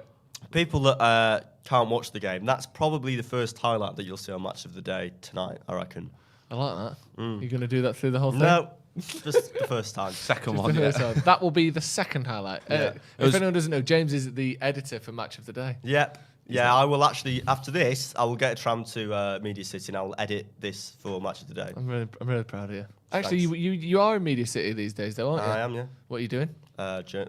Journalism. I know what you're doing. Just pretend that I'm we saying haven't it had for this the conversation. audience. Yeah. Yeah, I'm doing journalism. Because people know you from the channel. People know you from the Scotty and Marty podcast. Check out if you haven't already. But it's nice to know that you're in Manchester now. Nice to know that I'm back. Was there ever any doubt that you'd come to Manchester for uni? Because where are you from? Originally. Yeah. I'm from Manchester originally. Right. Yeah, but okay. Sorry. Where have you grown up? Cardiff. Yeah. So Can you not tell from that strong in the the valleys the accent? strong Welsh accent that I've got. The strong sort of. Your accent is quite nondescript, though, isn't it? It's almost got a southern twang to it. I wouldn't say that. Accent. It's got no, but there's a northern twang to it as well. Yeah. There is a bit of it's northern is yeah. quite south though. Yeah. The way you're saying that. But I say Bath. Yeah, that's all right. I'm not saying you're from London. Yeah. I'm just saying your accent's quite nondescript. It's difficult to pick up. It's difficult to pick up. It's got a mix of all sorts. Has it? Interesting. But I'm not one of those people that's lived in like 8 countries that's got like German and Scottish and like Owen Hargreaves. Yeah. Yeah, Canadian, like, are you English or Canadian or German? Make your mind up. Or like the one that I don't like is like, when an English person lives in the States for like 3 years, and they've still got their accent, but there's like a strange twang to it, like Alex Turner. Yeah. What are you up to tonight? Let's get a glass of water. You're like, what? What was that bit? Oh, just have a glass of water. You're like, you're English. Stop saying water. Yeah, you're from Sheffield. It's like I saw him at Leeds Fest the other year, and he was like, ball going into the box then as well. Yeah, I saw him at Leeds Fest the other year, and he was saying, I can't remember what song it was. He went, this one's for Sheffield. It's like, shut up, mate. You've not been back to Sheffield for years. You're not from New York City. You're from Rotherham. Yeah, as the song goes. Great pass. Ooh. Decent cross. Just sort of bit of a blind one that from Pogba, wasn't it? Yeah, kind of just hit and hope, wasn't it, into the box to see if someone could get on the end of it. The idea was there. The first Arctic Monkeys album's decent, but the rest of it's a bit. Oh, come on, I'm not having that. I like them. Yeah. I like some, me. What do you make of the more recent stuff? Do you think it's a bit poncy, or are you a fan? It is a bit poncy, but I still like it. Yeah, it's obviously not as good as the previous stuff, but I don't mind it though. I don't mind a bit of a poncy try-hard album. I quite like it. People trying something different. City as well, pulling the ball across, no one there for it. A bit of a wasted ball then from Villa as well, just hit and hope, trying to find a player on the wing. Nowhere near him. The legit underboss with the super chat says, "Greetings from America. I'm not saying get a VPN and sign up for a Peacock." Oh, Chelsea! Hang on, Chelsea. I think could have a chance here. Ball across. Ooh, Lukaku nearly on the end of that one. I'm not saying get a VPN and sign up for Peacock Premium for $4.99. and watch it, but it's out there now. So there you go. Yeah. For anyone who's not got the game on or struggling to find it, he's not saying get a VPN and sign up for Peacock Premium, but if you wanted to, you probably If you wanted to know about it, then yeah. Yeah, there you go. There is that information. What a strange name for a streaming Peacock. service. Just going to say that. Yeah. Just going to say that. Where's that Peacock. come from? Peacock, I mean, a little fun fact about that, Wow. but that is now what the WWE Network is streamed on. Which Is it? Right. Which is a little fun fact. Not that I watch it at all, and I'm not 25 and still follow Do wrestling. you don't stay? Do you stay up till 6 in the morning watching? No, I WrestleManias can't. I can't do that anymore. Was it Monday Night Raw and stuff? John Cena. No, I just can't do it anymore. It's Nice. Jeez, this guy's really into it. John Cena.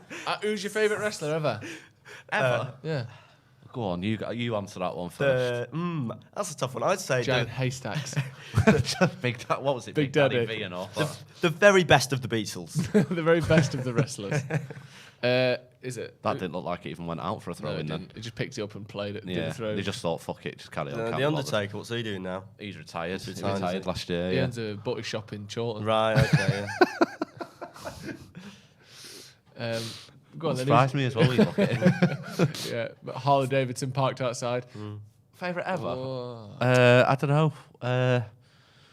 Stone Cold or CM Punk, maybe. Nice. Probably I didn't have. It used to be on Sky, didn't it, in the Stone Cold days? I only had terrestrial telly growing up. So did I. My favourites are from WCW: Sting, Goldberg, Hulk Hogan. What's Sting and the, Goldberg are my favourite. What was the other wrestling one that used to be shown on Challenge TNT? TNA. Yeah. TNA, yeah. TNA, yeah.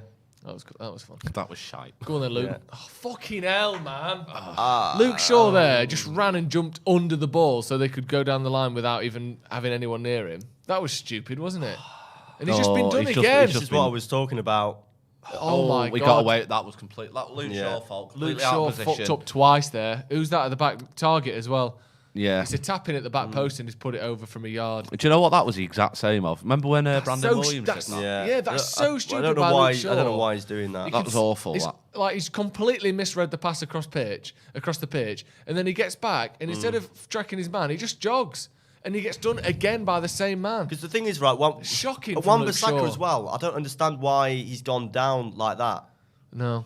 He can just stay on his feet. The problem there. is at that point though, everyone's Yeah. running back to their own goal and it's forked. That's completely Luke Shaw fucked up twice. Then he's got to do better than that. I mean, you're right in what you're saying there, James. Because in terms of what he's just tried to do there, Wan-Bissaka, he was really in danger of putting that in his own net. Yeah. giving away a penalty as well. Or doing so. I mean, go on, Harry. Come on. Maguire's showing a bit of strength there as Yeah, well. well But Maguire's improved a lot actually since Yeah. his Mykonos debacle.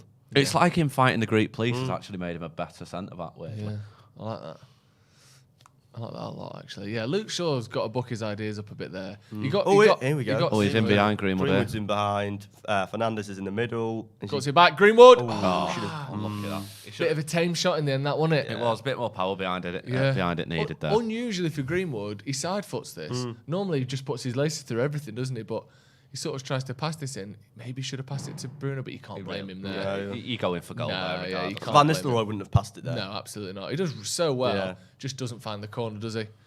That's basically going down in the middle of the net, that one. That's unfortunate, that. But yeah, Shaw he wasn't named, but after the Young Boys game, Solskjaer said, we've got to be doing better for that goal, stopping the cross. And that was Luke Shaw who didn't stop the cross. Just on the defensive side, you do sometimes question his application in terms of getting back a bit, because that was really poor, wasn't Yeah, I it? think his form was so good though last season. That Yeah. it kind of hid that frailty to him. Yeah. But Solskjaer's really good in that aspect of kind of calling out his players without calling them out. Yeah. You And know, behind closed doors, he'll have said. Yeah, you've got yeah, to- behind closed People doors, say, "Oh he's- yeah, Solskjaer's too soft." He's not. No. No, he's definitely not. It's just the way that he speaks to the media, and you have to be positive because if you just slag off your players like Mourinho did, you know. But that's what bothers me the most, It's though, the same because with the Glazers as well. Solskjaer's not going to come out and say, "Oh, I hate the Glazers. I hate Ed Woodward. I'm not getting the right amount of Fucking money." hell. That's a lucky pass, that. Well done, Fred. it's the same with Solskjaer and Mourinho, though, because Mourinho also loved the owners and said that he loved the owners and Yeah. things like that. But you can't criticise Ollie for not coming out and lambasting the players No. when Jose did that, and then when he's nice about the players in public, you still lambast him. The guy couldn't win. Jesus. No, I know. Fred I know you doing look his- like him. Fred doing his best to give the ball away. Yeah, shut up. Alex Buckingham said, you should pin a comment saying that showing the match would get the channel banned for copyright. It might stop people asking you to show the match. Yeah, we can't show the match, obviously. Because Unless you've got lawyers that can defend us, then well, they're not even defenders. No. Unless you've got people that can just pay the fine that we get, because we can't show the game. Because it's obviously illegal. We don't have the right to show the game. No one has the right to show the game in the UK, so we can't show the game. So listen to it. Well, just listen to us, because we'll tell you what's happening. Yeah, we're describing what's going on. Yeah, and, if you can get the game on one tab, get us on another tab, watch it that way. Just to remind you as well. Obviously, this game was originally at 3:00, but it was moved due to the Cortinas playing at the cricket ground. Is it at the cricket ground? It's at the cricket ground. Yeah. I thought it was it was here. No, so it's they wouldn't sell out. There. No, well, I thought that. And there's no more concerts at Old Trafford now. After this is the last one, isn't it? Yeah. No, I mean at the football stadium. Oh, I see. I think Bruce Springsteen might have played there a couple of years ago. It was but I think because of the pitch and stuff, and because of the logistics, a lot of the big ones like the Stone Roses, they played at the Etihad because it's a lot easier in terms of logistics. Also, a lot easier to get to. Yeah. Like Old Trafford's. I know they've got the new tram line in there now. What's that called? What's kicking off there in the Chelsea game? But yeah, it's hard to get to Old Trafford. All kicking off there. What's happening here? I don't know, just bit of a handbags. Did you see that Mark Clattenburg interview today in The Athletic? Yeah, he effectively said it was Mourinho that made me quit, wasn't it? Essentially, but the best bit was there was a very, very Alan Partridge quote from him.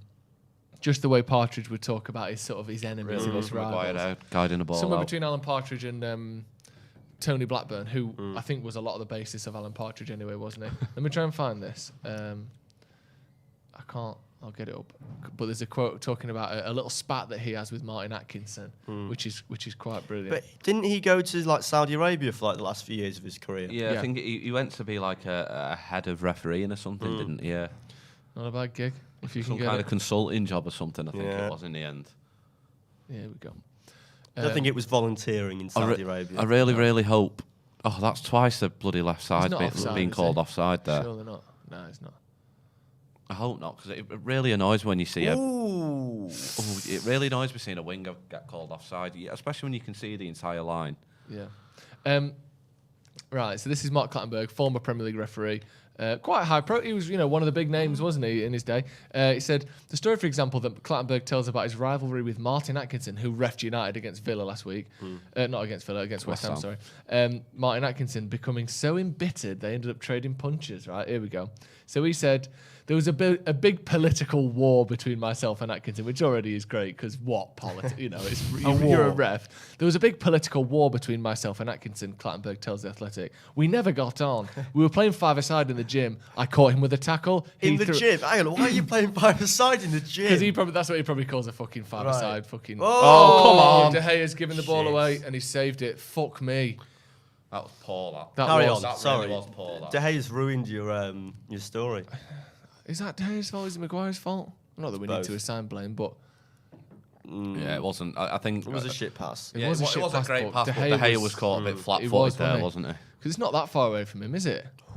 Anyway, he said, we never got on. We were playing five-a-side in the gym. I caught him with a tackle. He threw a punch, and I threw a punch back. From that moment, there was always a certain level of respect between us, but friendship was out.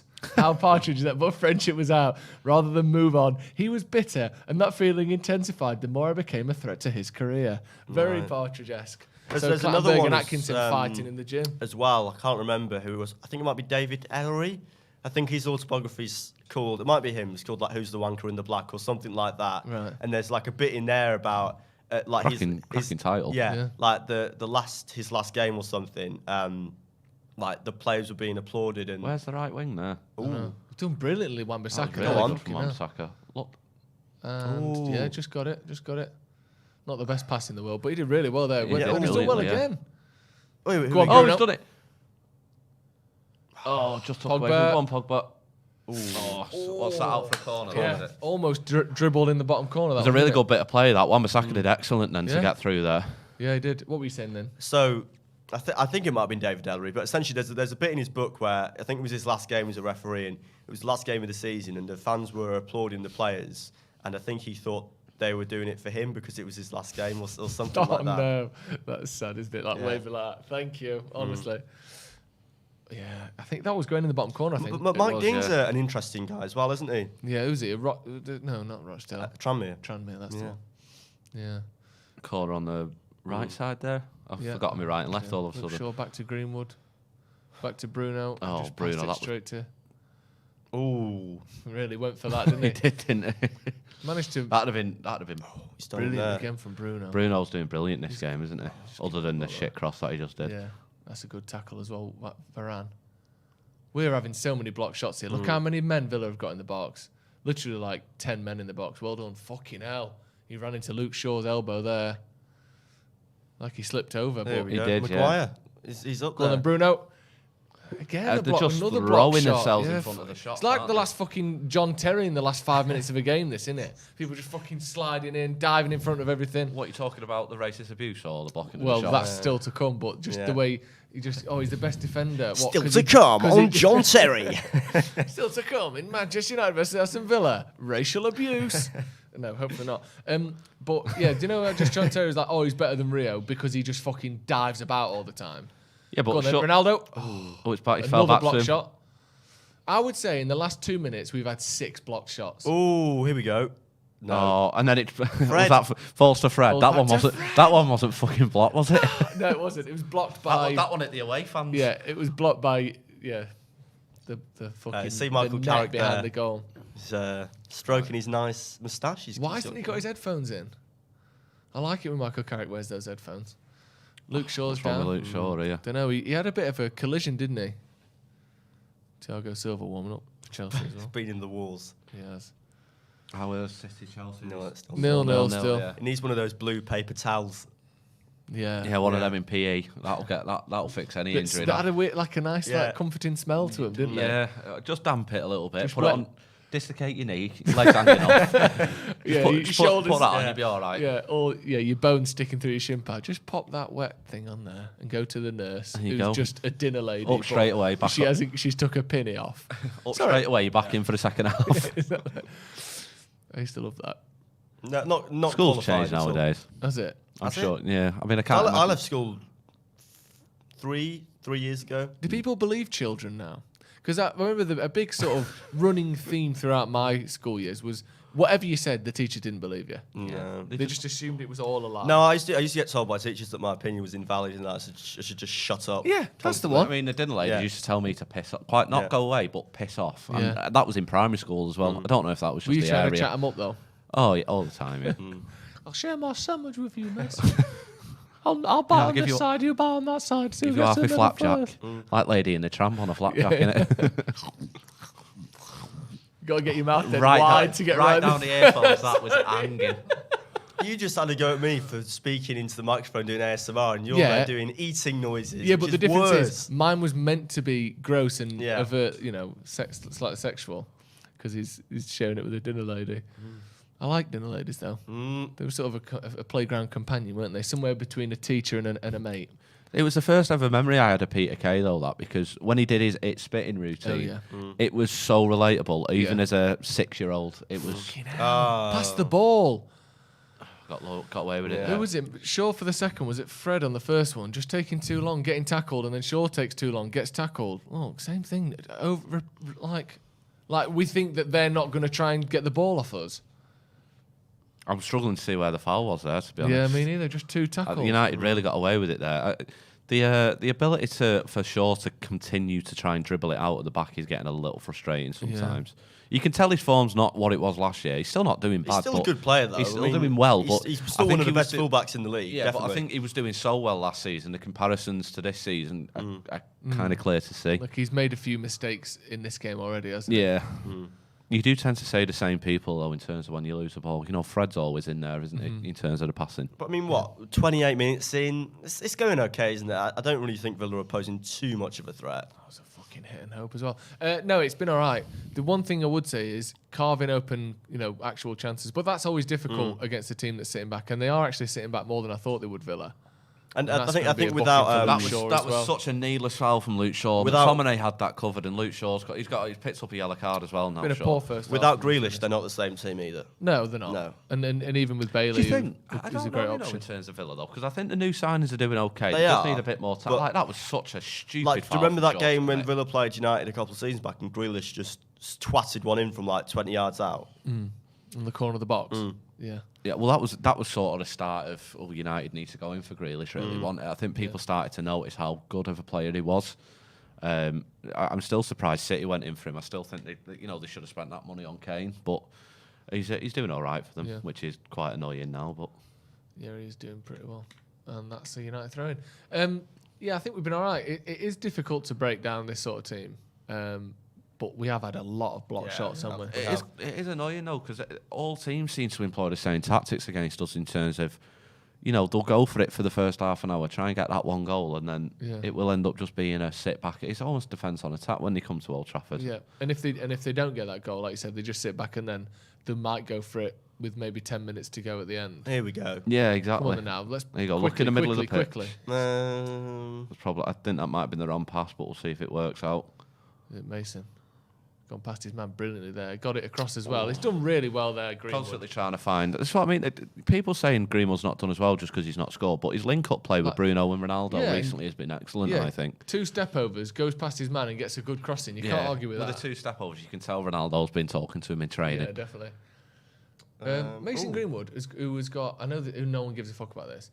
His FIFA card this year is an absolute disgrace. What is it? 78 rated. Is that what he is? Yeah, 78 rated. He's got 3-star skills. One of the few players that actually does step-overs consistently. Heung-min Son, for instance, has got, I think, 4 or 5-star skills. Or 4-star skills. Never does any... just... He's quick and he's tricky, but he doesn't do... I know, but Greenwood actually does step-overs pretty much every single game. I know, but if you think about it, they've done this. Because, you've got all the players who then do the videos as well. Yeah. You think about it, they completely underrate a player. Then everyone's talking about it. All the players are talking about it. It's some kind of free advertising. We've got quite a few global views. We've got Rahadian, who says, "Hello, I'm from Indonesia." Lovely. Yeah. Let us know where you're from in the comments. Yeah. Hello from to Indonesia. Yeah.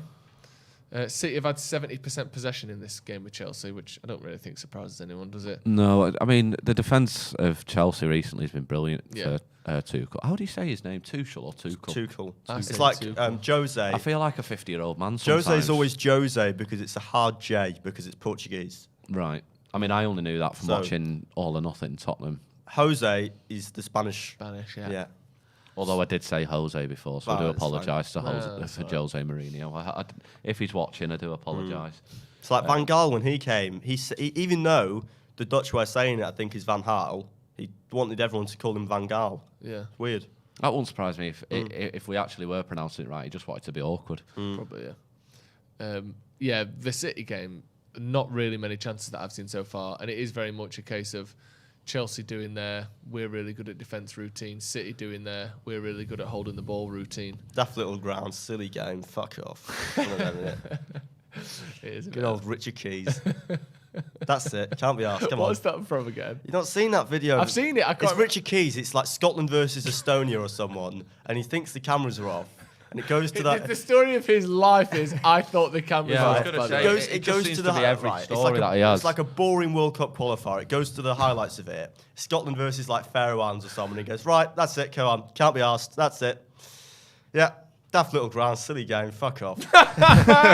So nasty, so disrespectful and rude, but very funny. Do you expect anything else from him though? No, he's just awful, isn't he? Ball over to the right to Wan-Bissaka. Villa adjusted enough there to get City in behind here. Pulls it back. No one there for it. City. It looks like City are kind of dominating that game. Yeah, they are. They're looking good. United, by the way, have had 11. Luke Shaw's fucked, by the way.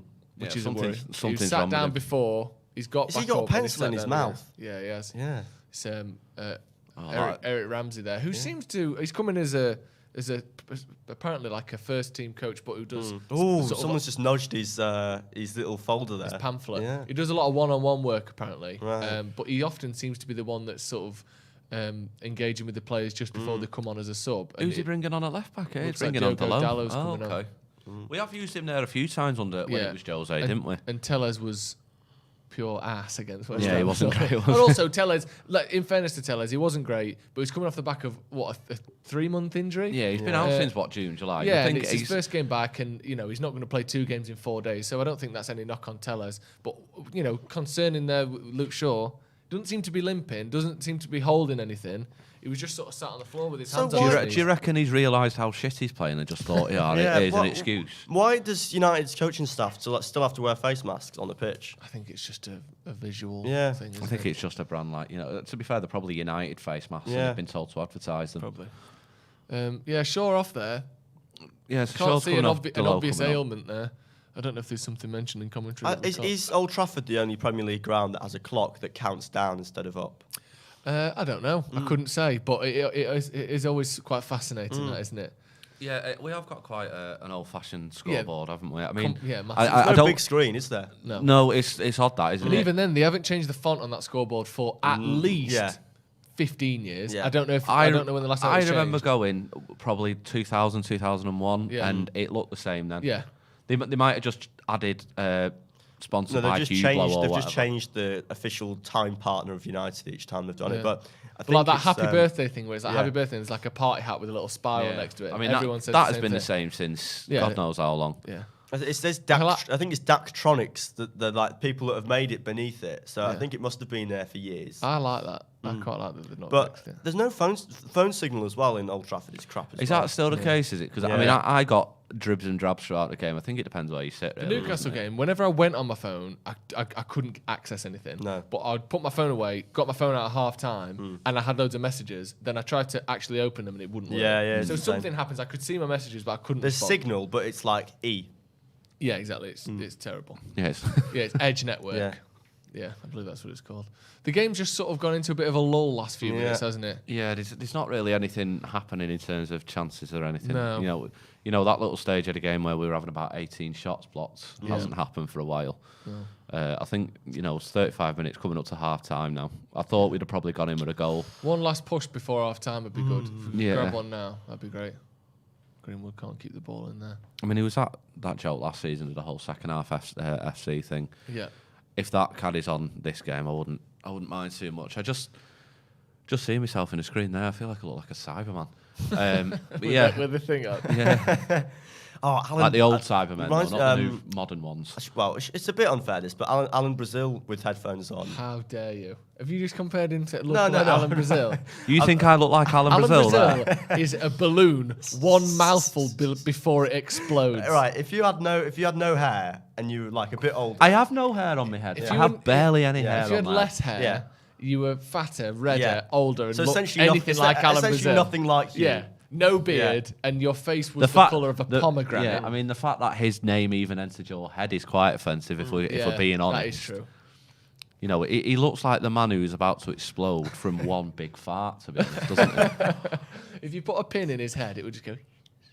Yeah, like a There's boiling got- kettle. Yeah, there's got to be some. His head needs bleeding like a radiator, doesn't it? There's got to be a valve on that thing somewhere. No, Let it's some of the like, pressure. do you remember out. the guy on Dick and Dom that had like a balloon as his Like head? 3 Yeah. suckers like It's that. like that.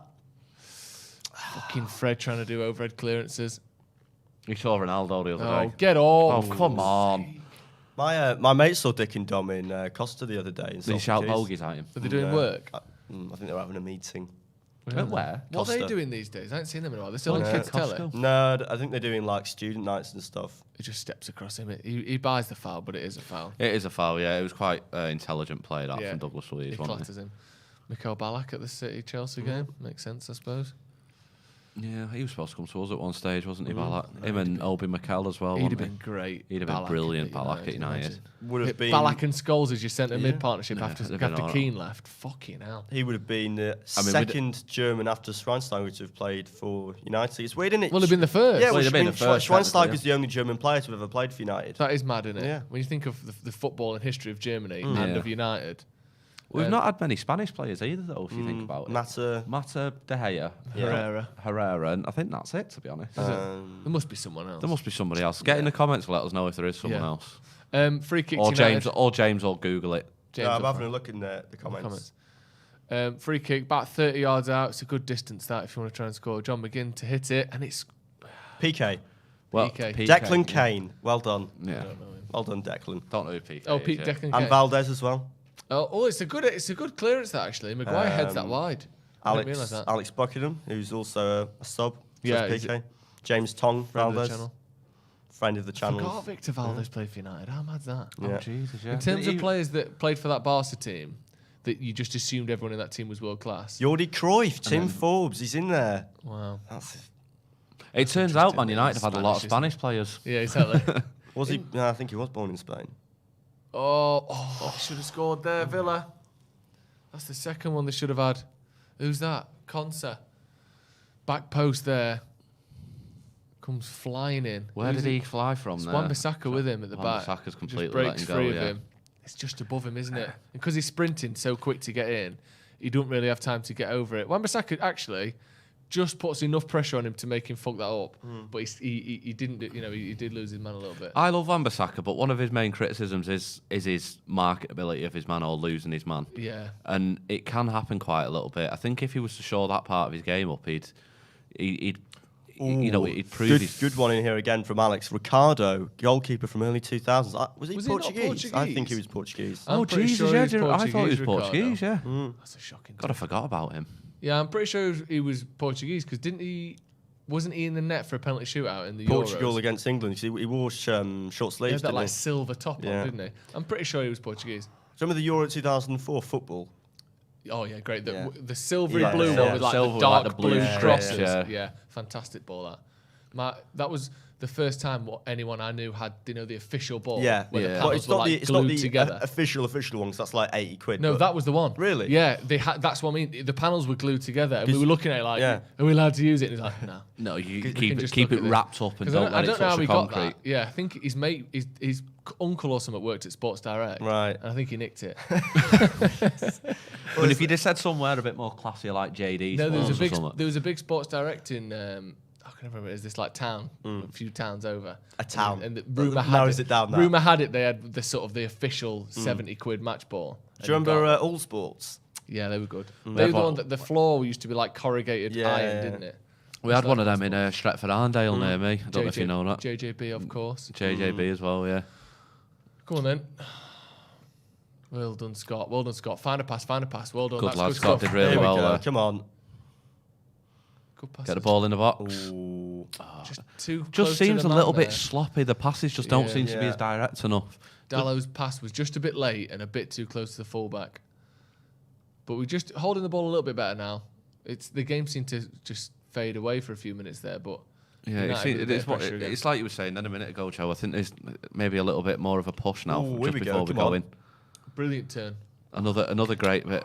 That's a goal. That's a corner ball. Oh, he What's didn't giving even there? touch him. This is ridiculous. What's he doing? I think he realised he fecked up then and then Yeah. just jumped to the floor, to be completely honest. But of course, we'll see the replay and realise he probably kicked him now, won't we? Probably, yeah. Stamped on him.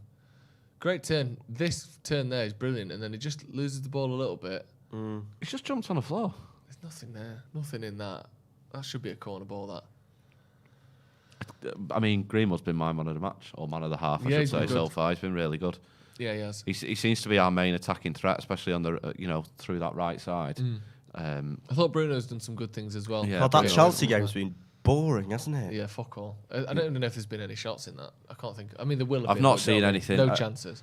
I mean, with Lukaku coming back to the Premier League, it seems like he's done his same thing again. Ooh, come on. Aston Villa That's sponsored a foul. by One foul there, Ronaldo. Kazoo. Yeah, you can. It's like their slogan, is it? Yeah, Yeah. it is. Is that Ed Gamble doing Yeah. that? Your partner on the Off Menu Yeah, podcast, yeah. of course, Oh, James yeah. Aker. Obviously, yeah. Good friends. That's good, that one. Lukaku's build-up play letting him down, unsurprisingly there. I was just about to say that. Lukaku seems to still be the same. He can't seem to score against the better teams. Yeah, and his build-up play is still shit. Like there, it's not the easiest pass, but a 5-yard pass to Timo Werner, Yeah, and he just plays it straight to the centre there back. still is that doubt about Lukaku, isn't there? Ooh, Oh, here God. we go. Quiet! Oh! That was a good header as well, that. He got a lot on that, Maguire. Unlucky. a good save sorry from for just Martinez, screaming that. his name. I got excited then. That's a corner ball. Do you ever get noise complaints from No. the other tenants in here, or Not that I'm aware of. no? It's a great cross from Bruno. Maguire drops off the back post, and it's Actually, good for save. Maguire, that's a good you header. can't ask for more than that, really, can No. you? He's out wide. He's far. Yeah, he's past the back post, and he gets it back across, forces a diving save from the goalie. He's done well there. Corner ball to United now, although we didn't get to see it. Maguire again, but it's over his head this time. Fred to pick it up. Come on Fred. then. Good bit of pressure. Make the right pass there, Fred. Who's that? Pogba. Just Just too much. Just wants to beat his man up before he passes the ball, doesn't he? Sometimes. So another corner, I think. That Are they corner giving ball. a free kick? Surely they haven't given a free kick there. So how many games do you normally get to a season then? Me? Yeah. Half a dozen or so. Yeah. Usually. Yeah. I mean, I'm generally on the watch-alongs, Yeah. but I like to go to. I mean, I handful. don't know if anyone's there Wednesday, but I'll be there at the Villarreal game. Yeah, same. Yeah. Managed to get a ticket off one of the writers of Stretford Paddock, so that's helpful. I think Alex has used his tickets a few times.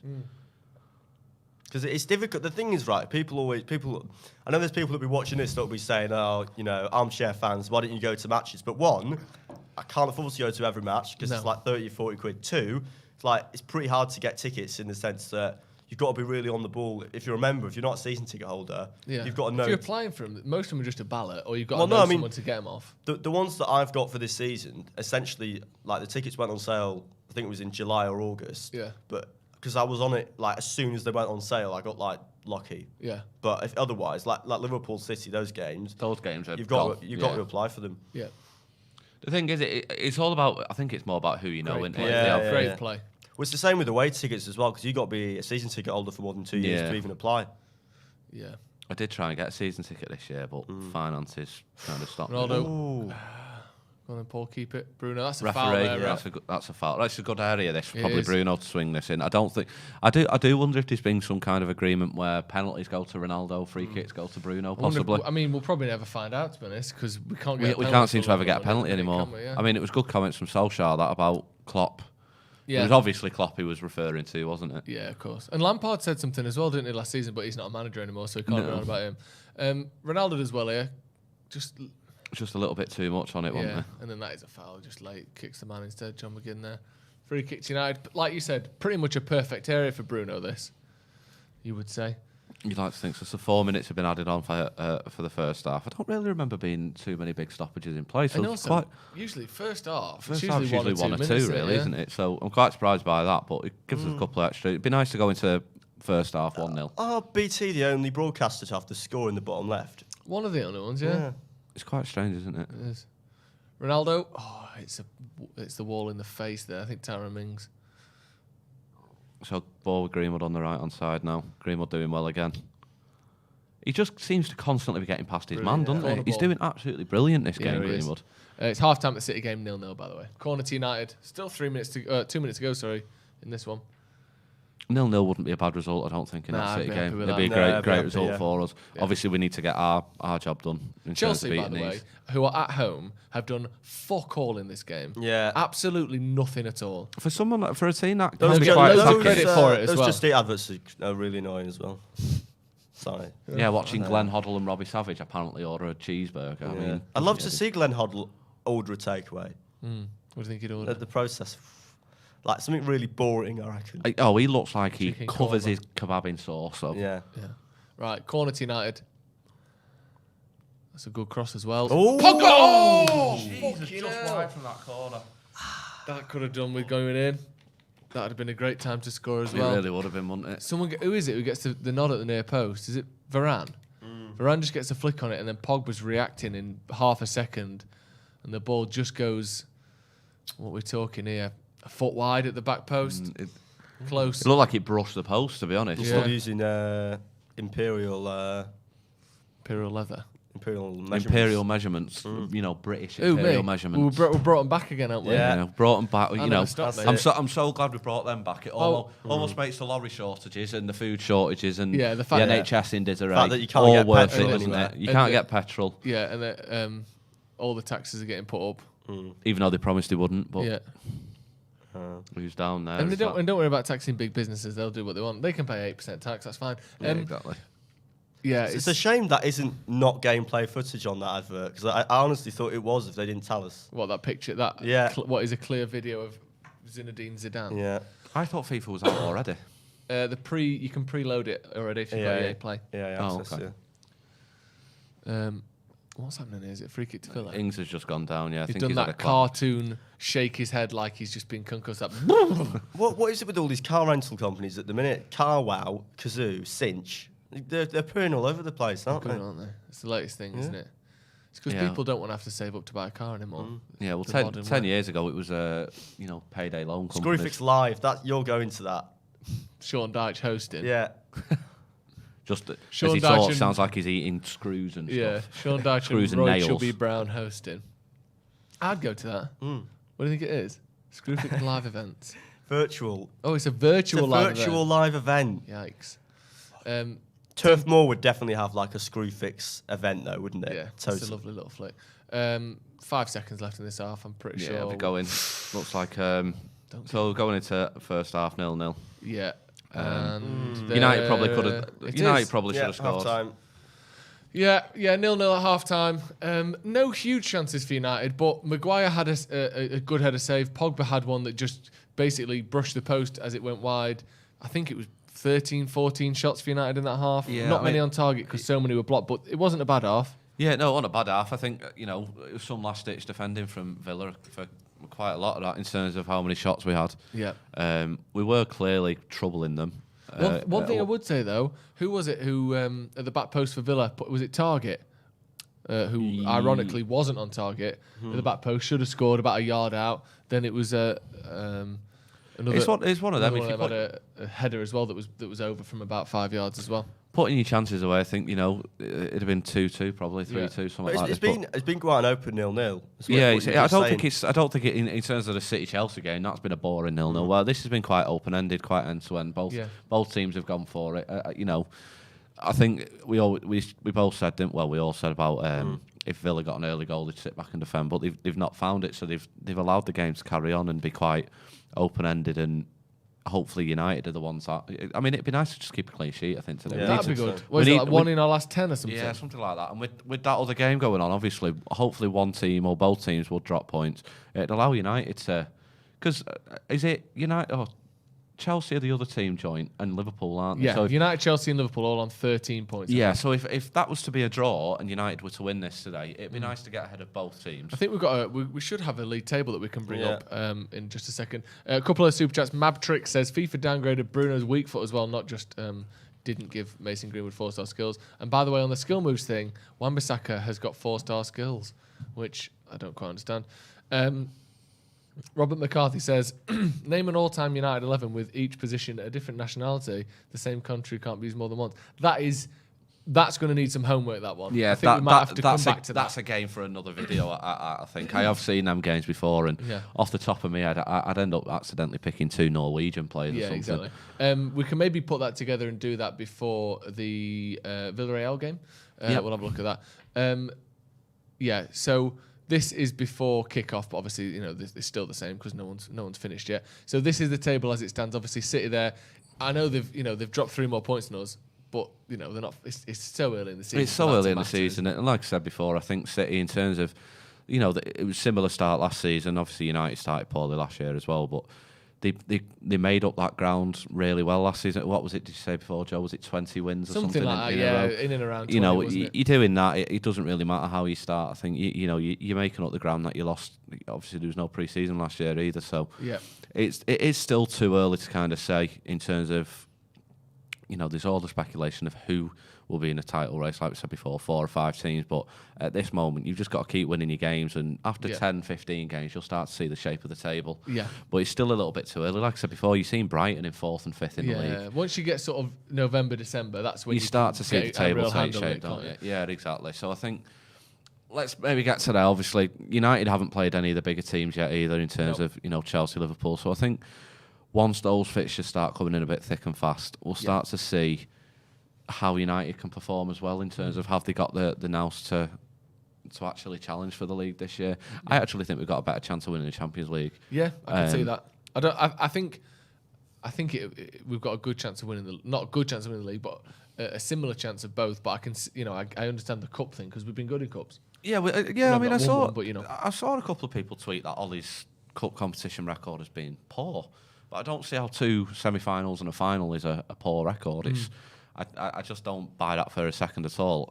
Ultimately, at a final's kind of how you perform on the day, and last year we lost on a De Gea penalty, so it's not a bad thing at all. No. I'd even argue if we don't get a trophy this season, Ollie doesn't deserve to lose his job. This idea that he's got to win something this year, I think it depends on the nature of the season, doesn't it? Because you could easily win the League Cup and then have a Jose-style meltdown where he's clearly lost the dressing room, falling out with players. Yeah, and Arteta's won the FA Cup with Arsenal. Yeah. That's not... Yeah, exactly. It was kind of... I mean, Solskjaer made the point.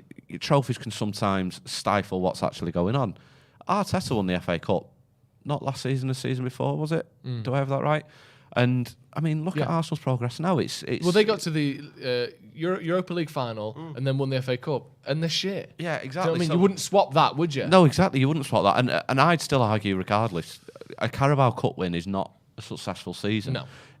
You know, what I want to see is challenging. If we can make a good account of ourselves and show us that, you know, we're challenging for the league, you know, less than 5 points to the top and getting to the latter stages of Champions League and the FA Cup, I don't see...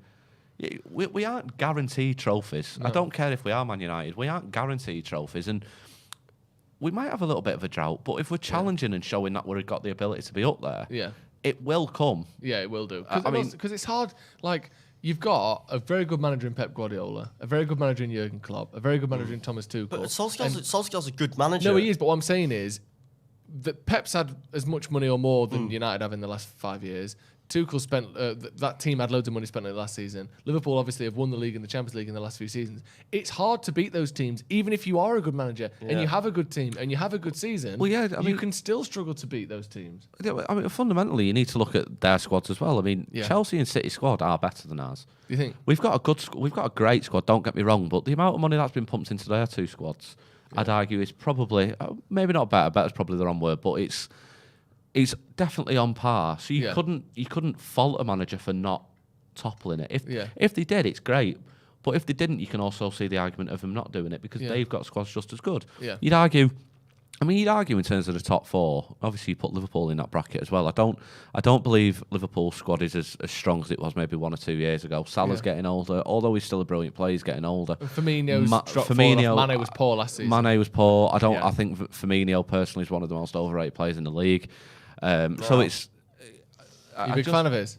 I'm not a fan of his, but I think I'm interested as to why I think that. I just for someone who plays up front for a good Liverpool side, he should be definitely getting more goals. Yeah, he needs to be getting at least 20 goals a season. Yeah, and he doesn't do that. You know, didn't he go a good amount of games without even scoring? Without scoring at home in the league. Yeah, I mean you need to put that in Martial's shoes. The art of political murder. That looks interesting. Anyway, we've got a super chat. From Brizen. 1989. He said, let's be honest, if it wasn't for Ole, we'd be 3-0 up by now and Luke wouldn't have been injured. Why did he put Dalot on and not Donny and Cavani? Absolute joker. I think that's satire. I think he's joking there. Yeah. It is. I mean, because I imagine the next stage was he was blaming the problems in Afghanistan on Ole, maybe. Yeah, I think that was the case. Nash Villar, who's been a member for 4 months, thank you very much. If you want to become a member, click the join button and you get extra stuff and you get to help the channel out as well, which is obviously very much appreciated. I think he's talking about a player from a full team of 11 where everyone has to come from a different country. And he's gone Schmeichel, Raphael, Vidic, Ronny Johnson, Fortune, Veron, Ronaldo, Giggs, Keane, York, Cole.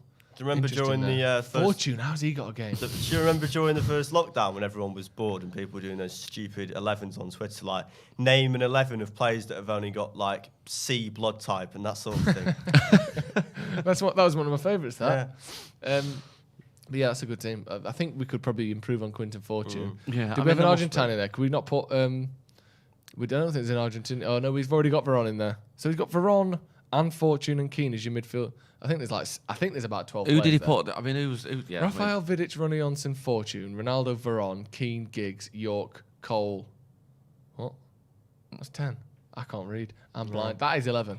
Interesting. It is 11. I think the point was putting maybe Fortune at left back. Was it? Yeah. And then obviously you've got Ronaldo, Giggs, Keane, and Veron in the midfield. Well, there's a beer called Blue Girl that we're seeing on our TV, which looks interesting. Never had Blue Girl before. I actually was a big fan of the Full-Time Devils World Cup of Beers That was good during the World Cup. Yeah, we'll bring that back in every 2 years, coming very shortly. Yeah, exactly. Or I mean, you can't really do a World Cup of beers in December, can you? Or can you? Yeah, of course you can. Why can't you? Lovely. Have a drinking nice hot... freezing cold in the beer garden. Have a nice hot beer. Yeah, I mean... And we're joking. Ajmal Cosman said, what do you make of Wan-Bissaka? Has he played well? He's been all right. He's been okay. He's been good on the ball. Defensively, he's been caught out of position a couple of times. Yeah, I mean... although I think he could have done better. I think it's slightly unfair to blame that chance on him because that was Luke Shaw that fucked up twice for that chance. So everyone was kind of scuttling to get back in position. Wan-Bissaka could have been closer to his man, but the one where it goes over the bar from about a yard out, Luke Shaw ran underneath a header, and then when he had time to track back, he started jogging and then got caught out of position again.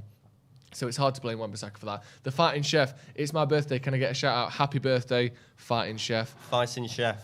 Brilliant. Great name. Prison 1989 again. He said, I forgot Afghanistan. Thank you. Yeah, that's all his fault as well. Can't wait until we see the double pivot with the back That's where Callum's gone now. He's gone to speak to the Taliban. Has he? Yeah. Okay, maybe we shouldn't say that. Can't wait until we see the double pivot with backflip surrounding Donny. Needs to be involved. Tiki-taka, Gegenpress forever. Yeah, I can't agree more. Where are you guys watching this? All we can say is the Hong Kong police have been in touch, and we know there will be a fine on adult. What? No, the actual truth is we're watching it on teletext. We're watching it on teletext. We're in Hong Kong. We've taken the studio to Hong Kong, so it's exactly fine what we're doing. No, we're watching it on teletext. Yeah.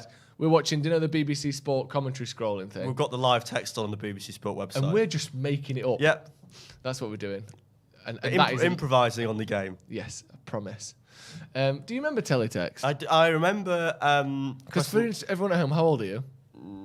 18. Don't say it like you're not sure. He's 18. Yeah. No, you're allowed to drink beers. Yeah, I think you're allowed to do drugs when you're 18 as well, aren't you? No, you're never allowed to do drugs. Oh, shit. What? So you're allowed to do them just... So it's equally fine to do smoke weed as a 4-year-old as it is an 18-year-old? Yeah, because it's still illegal, isn't it? Interesting. No, I remember pressing... You know, on like BBC Red Button, when you'd press it, and I think the football page, I've forgotten which one it was now, but it would be in like blue text, sort of really hard to read, and it would have like the scores and the tables and that. I think, is that teletext? No, teletext was pre-Red Button. Right. It was the teletext button. Sometimes it would be the Red Button, but it wasn't BBC Red Button. Was it like the ITV version of CFAX? Exactly that. Yeah. Exactly that. CFAX and teletext are sort of the same. I remember technology. CFAX because that used to be on like BBC Two at like 11 o'clock at night. Yeah, they used to change to CFAX. Stefan Johan. CFAX music is great, by the way. I don't even know. Ad music. Yeah, they had like elevator music on in the background. Maybe at the end it used to, because CFAX used to just come on over your normal show. Do you remember the old Sky Digiboxes had that music in the background? No, I never had Sky. Sorry. Stefan Johan Jonstad with a super chat said, you missed my super chat about Lindelof. Can he be a CDM? No. You see this a lot, don't we? Yeah, I keep saying this argument. I don't quite understand why. I mean, just buy one. Yeah. I don't think Lindelof is a CDM. I know he's got the passing ability and things, but he's also a good centre back. I think it'd be a shame to take him away there because it allows us to rotate. He's settled. Is he? He's settled at centre back. He's settled nicely, I think. Yeah. What we think in second half then? I'll change my prediction from 3-0 to maybe 2-0. 2-0. You think we'll put the pressure on, push them back, get a goal? I think so. I think United will probably win it comfortably. It's just going to take a while to get going, and it's one of them. Yeah, I think we had chances that first half. I think a good save from Martinez. Obviously, that from Pogba just went wide. We're creating the chances. We're troubling their defence. I think we just got to find that breakthrough, which we just haven't done so far. So I don't, it happens in football sometimes. We don't score till the second half, or they just keep us out. It just takes a little bit of time.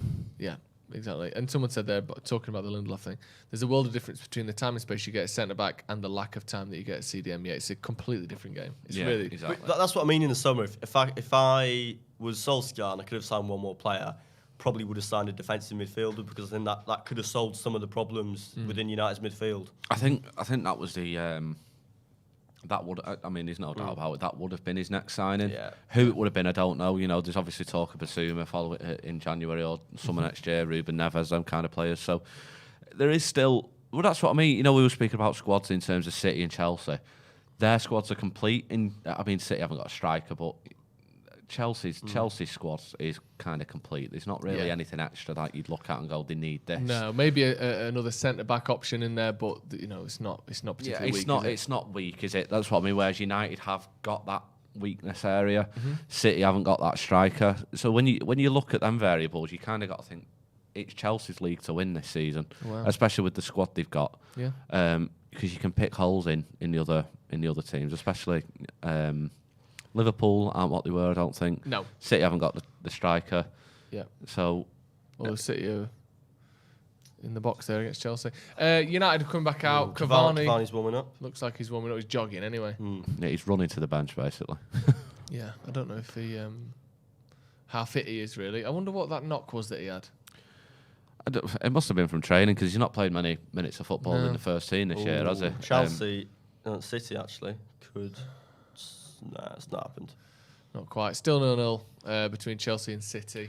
Quite surprising in the City game as well. They're both playing in blue. Yeah, I thought that.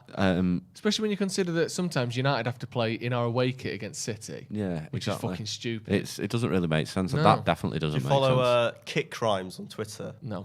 What's that about? It's quite self-explanatory. It's that sort of thing. It's like when teams play in different colours, but they're playing their away kit instead of their home one when they don't need to. Yeah, it's ridiculous. I hate that. Sometimes we get to play in our home kit, but sometimes we go to the Etihad, City have got their home kit on, and we've got our away kit on. When blue and red are the perfect opposites. Yeah, quite literally two different prime colours. Yeah, exactly.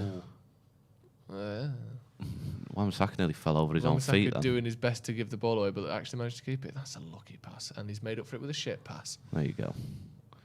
So I think United really could do with just getting out of the blocks nice and fast there, and or not like that. Not quite like that. Bruno making a horrible touch then, but just try and get an early goal. Just try and get ourselves into this half. I don't want to see us dilly-dallying a little bit for so long. No, exactly. Anyway, when's the next protest at Old Trafford? It's been a while, hasn't it? Apparently, sometimes it's because of the kit sponsors and makers' terms, e.g., wearing the away kits when your home kit doesn't clash. It's to do with that. But just stupid. It annoys me. Yeah, thanks for that. Thank you. Yeah, the United make contractual promises. Because United now, they've 3 new kits every season. Yeah. They have goalkeeper shirts, training shirts. Do they not just run out of designs eventually? Well, yeah, they do. Yeah. You can see that last season with some of the horrific stuff we've had over the past few years. Yeah. The thing is, though, I remember a time when we wouldn't change our kit for 2-3 seasons. Whereas now it's every year. The third shirt was the previous season's away shirt. Was it? Yeah, they sort of exactly. So it's a bit strange how it's quite frustrating. I kind of think it's a bit of a money grab for it's definitely to the fans. Just try and make as much as possible. But I don't know. I haven't bought a United shirt in ages. No. But you're supposed to get one, and then 2.5 years later, another one comes. If you get it when it first comes out, there's a full 2 years or whatever till the next one comes out. You can actually get your money's worth. It's hard to justify. It's quite hard for poorer parents in society when when the kids want the shirt, and especially when they go to school because kids can be cruel. And it's 60 quid as well. And it's 60 quid a pop. Oh, good defending there, Varane. But I'm not sure. Like you, I wouldn't wear a United shirt to the game. I wouldn't wear a United shirt. The only time I might wear one is if I was playing five-a-side. Yeah. Or if you're doing the pub crawl in Leeds. Or if I'm doing a pub crawl in Leeds, I mean, to be fair, Galatasaray and my United socks probably are quite on par, really. Yeah. But that's true. That's what I mean. When you go to the game and you see people with football shirts on with players on the back, I just find it a little bit cringy, to be honest. Like, you're a grown man. Like, wear a polo shirt or a polo shirt. Yeah, you know behave. What I mean? Like, you know what I mean? Corner to Villa. Oh, that's a good defending again. Who's that? McTominay this time. Go and win that one. Mings has won it, and then Maguire's won that, and cleared by Wan-Bissaka. It's a foul. Yeah, I mean, all of the hardcore United fans are in the mega store before kick-off anyway. So that's true. It's obviously it's good in terms of the tourists coming over and they spend the money, and obviously the big part of United sport. It's always been a thing. Like if you wear a United shirt over the age of 6. That's so young. You're not even out of primary school. No. 6. You're barely in primary school. To be fair, mate, I was an old man from a very young age. Yeah, you've had that beard since Key Stage 1, haven't you? Yeah, like the moustache and the beard came along. Yeah. So it's just not for me. Like I buy a lot of football shirts, but I don't wear them. But if I'm like in my house by myself, right? But if I'm getting not up to all sorts of trouble. If I'm not going outside, I'll just put one on because it's easy, innit? It's just something to shove on. Yeah. You're chilling, like. But I mean, all the football shirts at the minute. I don't know if it's the design or whether it's my weight issues, but they're all dead tight. Yeah, they are. And I'm just like, I feel very exposed To the elements. I just Sat at home crying. sat at home crying in the extra mirror. small kid. Just going, wondering how this happened, where did my life go wrong, and all that kind of stuff. I used to fit into a medium, all that. Where have all the good men gone and where are all the gods? Brilliant. Yeah. Isn't that Canal It's Street Raining tonight. Men? Yeah. No, it's actually Bonnie Tyler holding out for a hero. Oh, yeah, that's the one. It's been a poor start to the second It half. has. Yeah. When Oh. for fuck's sake. What is going on? How's that gone on there? He's playing think for a penalty. You don't even believe it. City have scored, by the way, against Chelsea. All City 1-0, is it? Yeah. Who scored it? It Do we know? looked as though it might have been Sterling or Grealish from where that camera was. Sterling's not far from 100 Premier League goals. Right. So Dallo heads the ball away, yeah. The Chelsea dugout looks silly in those Travagos. Oh, he was well offside. He's That's miles fine. offside. He's offside. He's literally 2 feet offside. That far. Yeah, he was offside. The That's ref fine. should be- Jesus scored. Oh, Jesus. Talking of... So what happens is it's a corner to City and play it short, pull it back to the edge of the box. Centre. Yeah. He has a Has has a shot from 20 yards. It just hits into Jesus. And that's, do you know what? That's a brilliant goal. Yeah. That's a brilliant goal because he controls the shot, turns twice and puts it in the corner. Yeah. This is. Oh, that is actually... Oh, a bit of a deflection, but yeah, good goal. Those Puma third shirts are terrible, aren't they? Oh, the one with the bar across it just They says are Man absolutely City on. shocking. Yeah, They look like disgusting. a top from Primark or the Yeah, market. Do you know what I properly. mean? Do you know that when you're like, I've got this, where you got that from? Thailand? Yeah, You're like, "Is that exactly. and then your mate comes back from in school, and your mate comes back, and you're like, it's official. It's like, Yeah. no, it's not official. It's not official. The brand just says chips. Yeah, That's not exactly. a brand. It's one of them DH gate ones where you just know that's come from a dodgy It's a place. market- Have you got it's a that market from in the Spain. Yeah, exactly. We got that Market, from and they've Thorsby dragged you Market. in, yeah. The Adidas code on it is just like some random T-shirt at the bottom. Yeah, exactly. Absolute rubbish. We had someone in our local pub at the minute who was selling official ones, and they weren't. They were all off DH gate. He was charging people Really? like 40, 50 quid. But if they're that good, then how people know? Well, yeah, exactly. enough. It's like, is he the same person that sells DVDs? Yeah, he's Yeah. the Dodgy Dave DVD seller, Right. yeah. Okay. With Yeah. like subtitles and stuff. Yeah, the ones they're all like in Japanese or whatever. Villa are undoubtedly been the better team in the Yeah. second half. Yeah, They're holding definitely. possession. They're pressing well. What, They're so he keeping the ball. just comes in and sort of says, "Does anyone want Pirates of the Caribbean 2?" Yeah, for about 50p. I mean, I had loads of them. I don't know how many pirate copies of discs I've ever seen in my life, but at least 60% of them were Pirates of the Caribbean. Pirates of the Caribbean and like Blade. Films like Oh, that. I had every Blade film on copy. Of Yeah. course. Everyone Or used to- Saw. Yeah, Saw was another Yeah. one. Yeah, Fast but and Pirates of Furious. the Caribbean was... Yeah, Fast and Furious Yeah, was that a was the very other one. good one for that. Yeah. Oh, there's some like although I'd never use it and I don't actually condone it, but Pirate Bay, there's Yeah. some films on there that have just got like just so easy for people to download it, which we can't tell people to do, but they've got like 20,000 downloads on there. It's mad. Yeah. It's just like so easy Hugely for people popular. to do it. If they Yeah, wanted the- to. I mean, it's the almost eff- like the film companies are just like, yeah, well, we know you pirate stuff, so I mean, the official can't be position arsed. of Stretford Paddock is that we don't condone it. No. However, I'd Yeah. just like to say Pirate Bay is brilliant.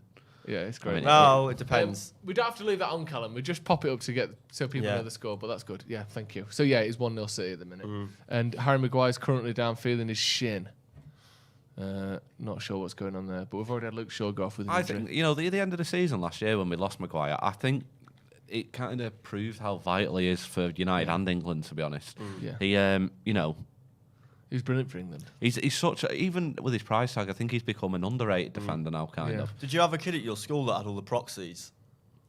Or No. what? No. Like the proxies for like unblocking the firewall and stuff. Oh no, I just had Yeah. to. We just had to Google it. Right. This is a bit worrying though, isn't it? I think it Yeah. looks like maybe a calf strain or some sort of calf injury for Harry Maguire. It's good probably to have a couple of minutes sat down because we've been. We've been woeful, haven't we? We kind of Yeah. need to regroup a little bit. And Yeah. A water break. I think it's like 70% possession they've had. Villa in the second half.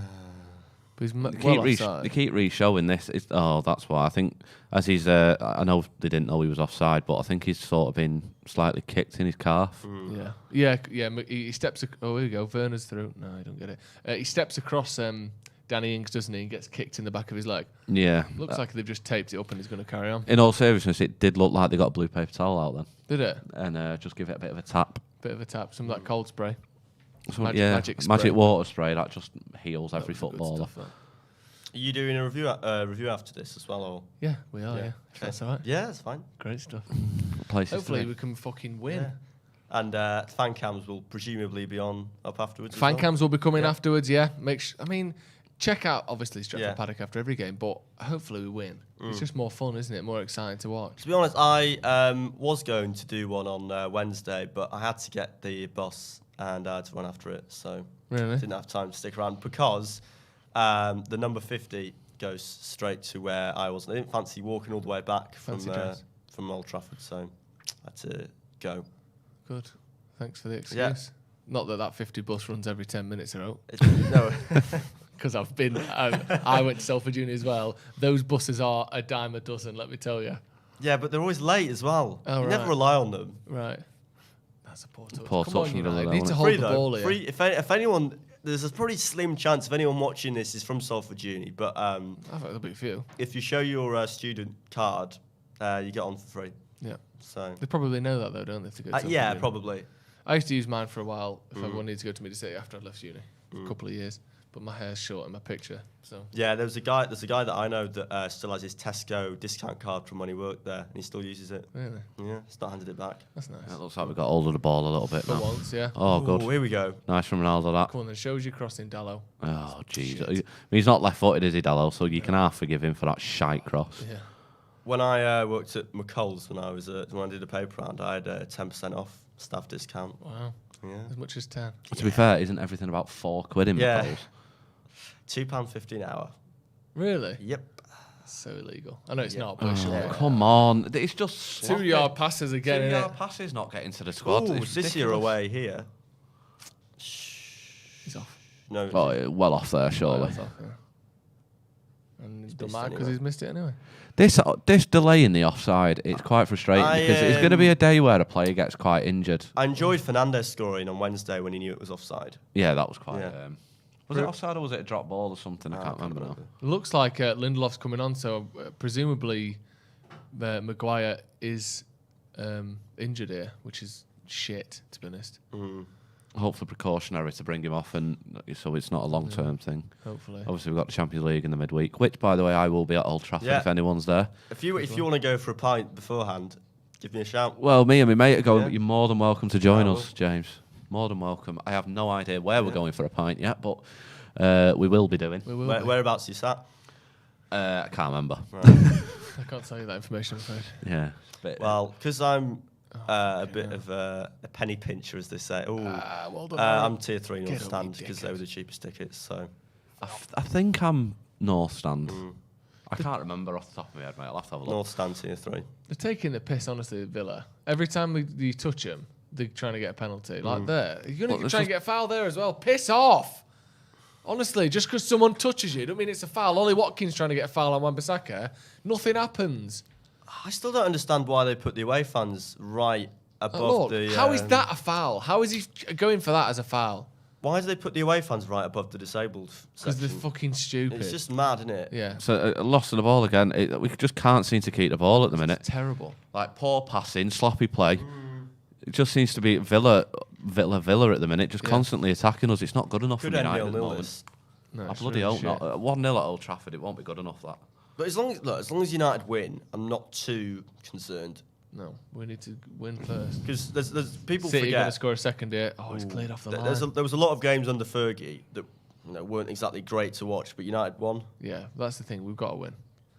Let us know in the comments how you think we're doing at the minute, guys, and what we need to change. It almost doesn't matter as long as United win, in a way. Yeah. If you won every game this season playing like that, no one would say, "Oh, yeah, but it's not attractive to watch." If you win, you win. Yeah, exactly. Steve's made the point so many times about this style of play thing and why do you need one and why does it have to have a fancy name and all that. And you don't as long as you win, doesn't it? But Make sure you like and subscribe as well, guys. Get in the comments. Yes. Let us know what you're thinking of the game so far. If you are watching along with us. Personally, I think United aren't doing brilliant this second half. No. I think A lot of people are pretty pissed off in the comments with the performance so far. Yeah, in the I second can imagine. half. Yeah. Yeah, it's not been good. It's not been good at all. Christian Shea says, I don't get fans wearing player kits. Last thing I do after wearing a suit, eating my plain boiled chicken and rice with water is enjoy something. He's having a go, I think. I don't know. Having a go at me? I don't know what he's doing, to be honest. I can't quite work out what you mean by that No, one, I'm not mate. sure whether he's having a go or whether he's on your side. So let's just say Another thank you. poor pass from De Gea there. Just can't say. I can imagine at the minute, obviously we've got the stream on mute at the minute, but I can imagine Old Trafford is going pretty mental at the players at the moment. Yeah, you'd think so. A lot of shouting because it's been, like you said, woeful second half. 15 minutes in now, we've barely held the ball, and they're putting the corner right on the goal here as well, aren't they? They've done this a few times. Do you remember when De Gea first came to United and like he was just bullied for like the first 2 or 3 It was a months? common trick, that, wasn't it? Yeah. Because it was because Lindegaard played in the City game in the FA Cup. I remember that. And Lindegaard, what happened to Lindegaard? Do you remember? Yeah, I think he ended up leaving for Burnley. Went to There, Preston, third didn't he, or choice. somewhere like Preston, that? yeah. I mean, I didn't think he was a bad keeper. to be He was fair, but- decent. Kujak, not so much. Chelsea just had a goal disallowed. Kujak can catch. Yeah, it wasn't so good. That's a good Great ball, though. pass from Fred. That. Oh, perfect idea from Fred. That might be, even though it didn't work, that might have been the best pass I've seen from Fred. Yeah. To be honest. He had an idea that was the right idea. For a change, yeah. The goalie was well on his toes there, though, wasn't he? He Like, was. would I go think and they sit could see it. Yeah. Ronaldo out to the wing. He maybe switched with Greenwood here. I think. Come on. McTominay. Pogba. Oh! Just leaning back a bit too much Yeah, there, wasn't it? just over the bar. Looks knackered as well. Yeah. Better though. Not Finally, bad. actually holding the ball, making some chances. I think United are probably still going to win this, but it's just taking longer than I like the confidence. It should do to break them down because they're creating chances. That's the important thing. One of them will go in eventually. I mean, there's still what 35 minutes left of this with added time on, so 35. there's more than enough time for us And to actually get something out You've of got this. options as well, like Cavani on the bench too. Yeah, Sancho as well. Yeah, Sancho. I think Sancho Maguire probably. stayed on, by the way. You just saw Solskjaer doing this. Obviously, he's just some sort of calf injury, but Solskjaer went like this, and then he went like Maguire had given him the thumbs up that he's okay to play. Is what I'm interpreting from that. Yeah, I imagine so. I mean, I don't know who unless we are. I don't know, maybe he's. Oh, come on, Ronaldo's well the run past that. Was that Ronaldo? Yeah, it was. Yeah. Well done from Fred Coming there, back getting into winning his the own ball half back. though. Yeah. To be fair, I made this point as well, though. I think a lot of people were saying that Ronaldo wasn't going to be and do any defensive work. Yeah, he's done really well in terms of tracking back. It's obviously whether it's something Ollie's kind of ingrained into him that he needs to be working for the team as well. Or maybe because he's just arrived, he's still trying to sort of do a bit of everything. Maybe that'll sell. Yeah, down. do you remember when possibly. Pogba first signed? That was his problem. Tracking back. No, not tracking back, but he was doing too much. Yeah. He was always trying to. He's probably trying to impress too much, wasn't he? I mean, Pogba's been brilliant this season. I still do hope he re-signs a deal, obviously, but because I think it'd be a big issue if we have to try and replace him. Yeah, me too. That's a foul. He's not going to give it though, is he? You can tell because the pass was shit from Fred. It looked like Mason was trying to get a free kick out of nothing. That was a shocking pass. Oh, he's just beat him to it there. He's not give a foul though. Oh, he hasn't given a foul. I probably thought that was, to be honest. Maybe he thought that was a similar one to what Greenwood just did at the other end. Poor ball, so he's tried to go down and win a foul. Free kick to Chelsea, 20 yards out. Alonso Hit the wall, didn't it? Yeah. It was definitely a foul, that, I think, from Maguire, Yeah, it but looked maybe like he's just it. trying to keep the game flowing a little bit. There has been, like you said before, Villa are trying to get a foul for absolutely everything. It's been a bit slow, hasn't it? I think. Yeah. It's not really got it out of sort of second or third gear. No. Is that a foul? Oh, it's a bit soft though. There's no body to body contact. Maguire puts his arm across him a little bit. Probably is a foul, but it's not like a bad one by any means. Just I think we're starting to foul there. That's good. We're starting to get a bit more grip on the game. Yeah, just pushing into it. Aren't We're just pushing forward a little bit more now as well. So I think it was coming. Obviously, there was a bit of a tough start at the start of the second half. Yeah. I don't think any of us expected that though. No, but it didn't look like United did either because it was, like I said, 70% possession, which is a hell of a lot. He's not offside. Shocking. Still 1-0 City. Yeah. Chelsea goal in that would be brilliant. Yeah, a Man United goal in this would be even frigging better, to be honest. Here we go. Bruno into the box. Referee, That's a that's got to penalty. be a Come He's not penalty. going to give it, is he? It's not going to give it. Especially after the one. You know they're not getting any penalties this season. No, let's see this again. They should have had one on Wednesday, definitely. It's one of them. They're pulling each other's shirts a bit, aren't they? You see, as Maguire falls on the floor, he had a handful of his shirt as well. Although it starts with him pulling Maguire's shirt, but you see what I mean? They've got each other's shirts. He starts it, but you're not going to see that given. Away. City are away. Oh. Be a great result for City, this against Chelsea. Especially away from home as well. It's like I said before, though, with City, obviously without that main strike, I know they're using Jesus, but I don't think he's good enough to be their number one. No. But it'd be huge credit to him. Yeah. Oh, bloody hell, Varane, you took a bit of a risk there. Yeah, he did all right. It worked out, but I'm surprised how much Villa are Well done diving from about. Fred. Here we go. Come on. Here we go. No, he's kept it. No. Just took him. Each touch took him wider than the last, didn't it, Greenwood? Just needed to stay central there, but that's better. Who's See that what he's pass trying to through do, as yeah. well? Fred does nothing there, by the way. Wins it back, And their play to be just. fair. I don't mean in a bad way. I mean, he doesn't foul him at all. Yeah. It's a great ball from Bruno, I think. But Greenwood just gets dragged wide and wide and wide, doesn't he? Chelsea are On away the now. counter, No, it's they're not. cleaned up there by Kyle Walker.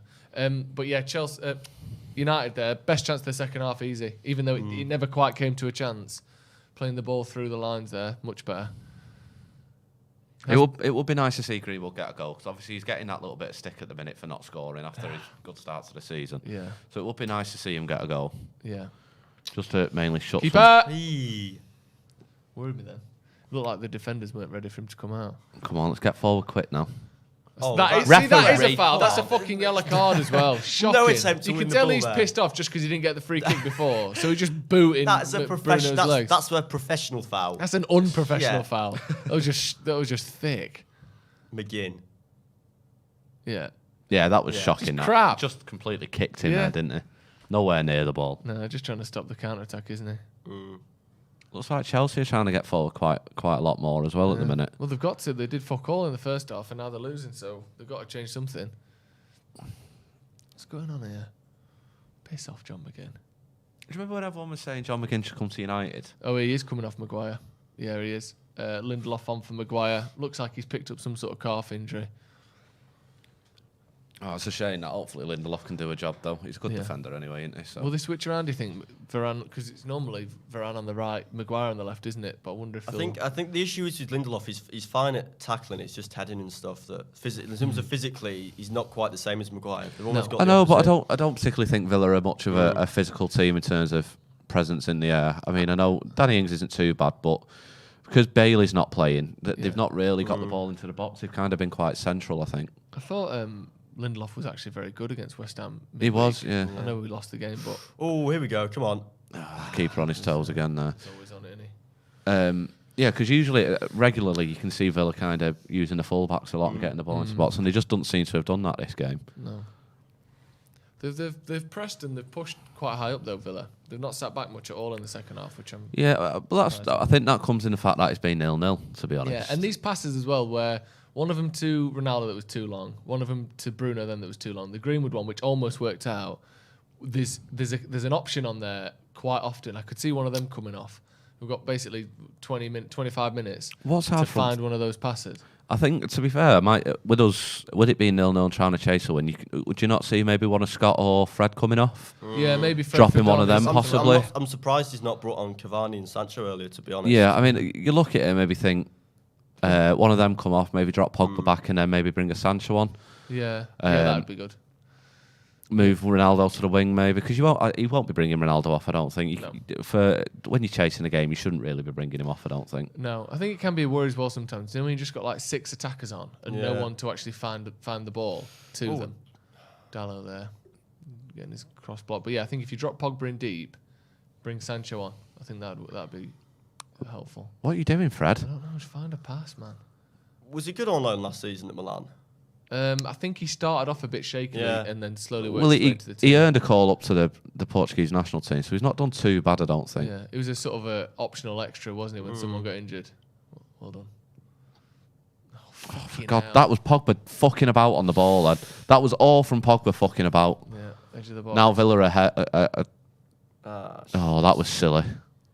Good save. Great save from De Gea. That was Pogba started that attack for Villa. Good block as well there from Fred. Fucking hell, that's a good pass though. Come on now. Oh, what a he's pass well to away. Ronaldo. Oh no, it's Greenwood. Come on. His touch again's let him down now.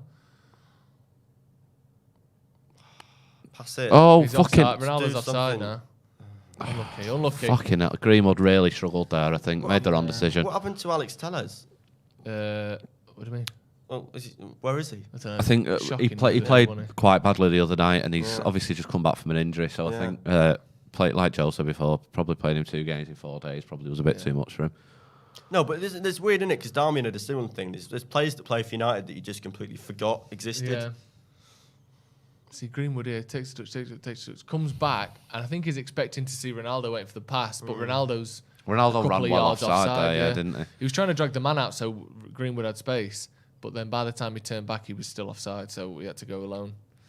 Unfortunate. Bit better though. Last 10 minutes, 2 or 3 chances for United, whereas the 15 minutes before that was absolutely shocking. So it's good that we're getting back into the game, and we do look dangerous as well. Yeah, I mean, you could tell we've been on top so far, I think. Yeah.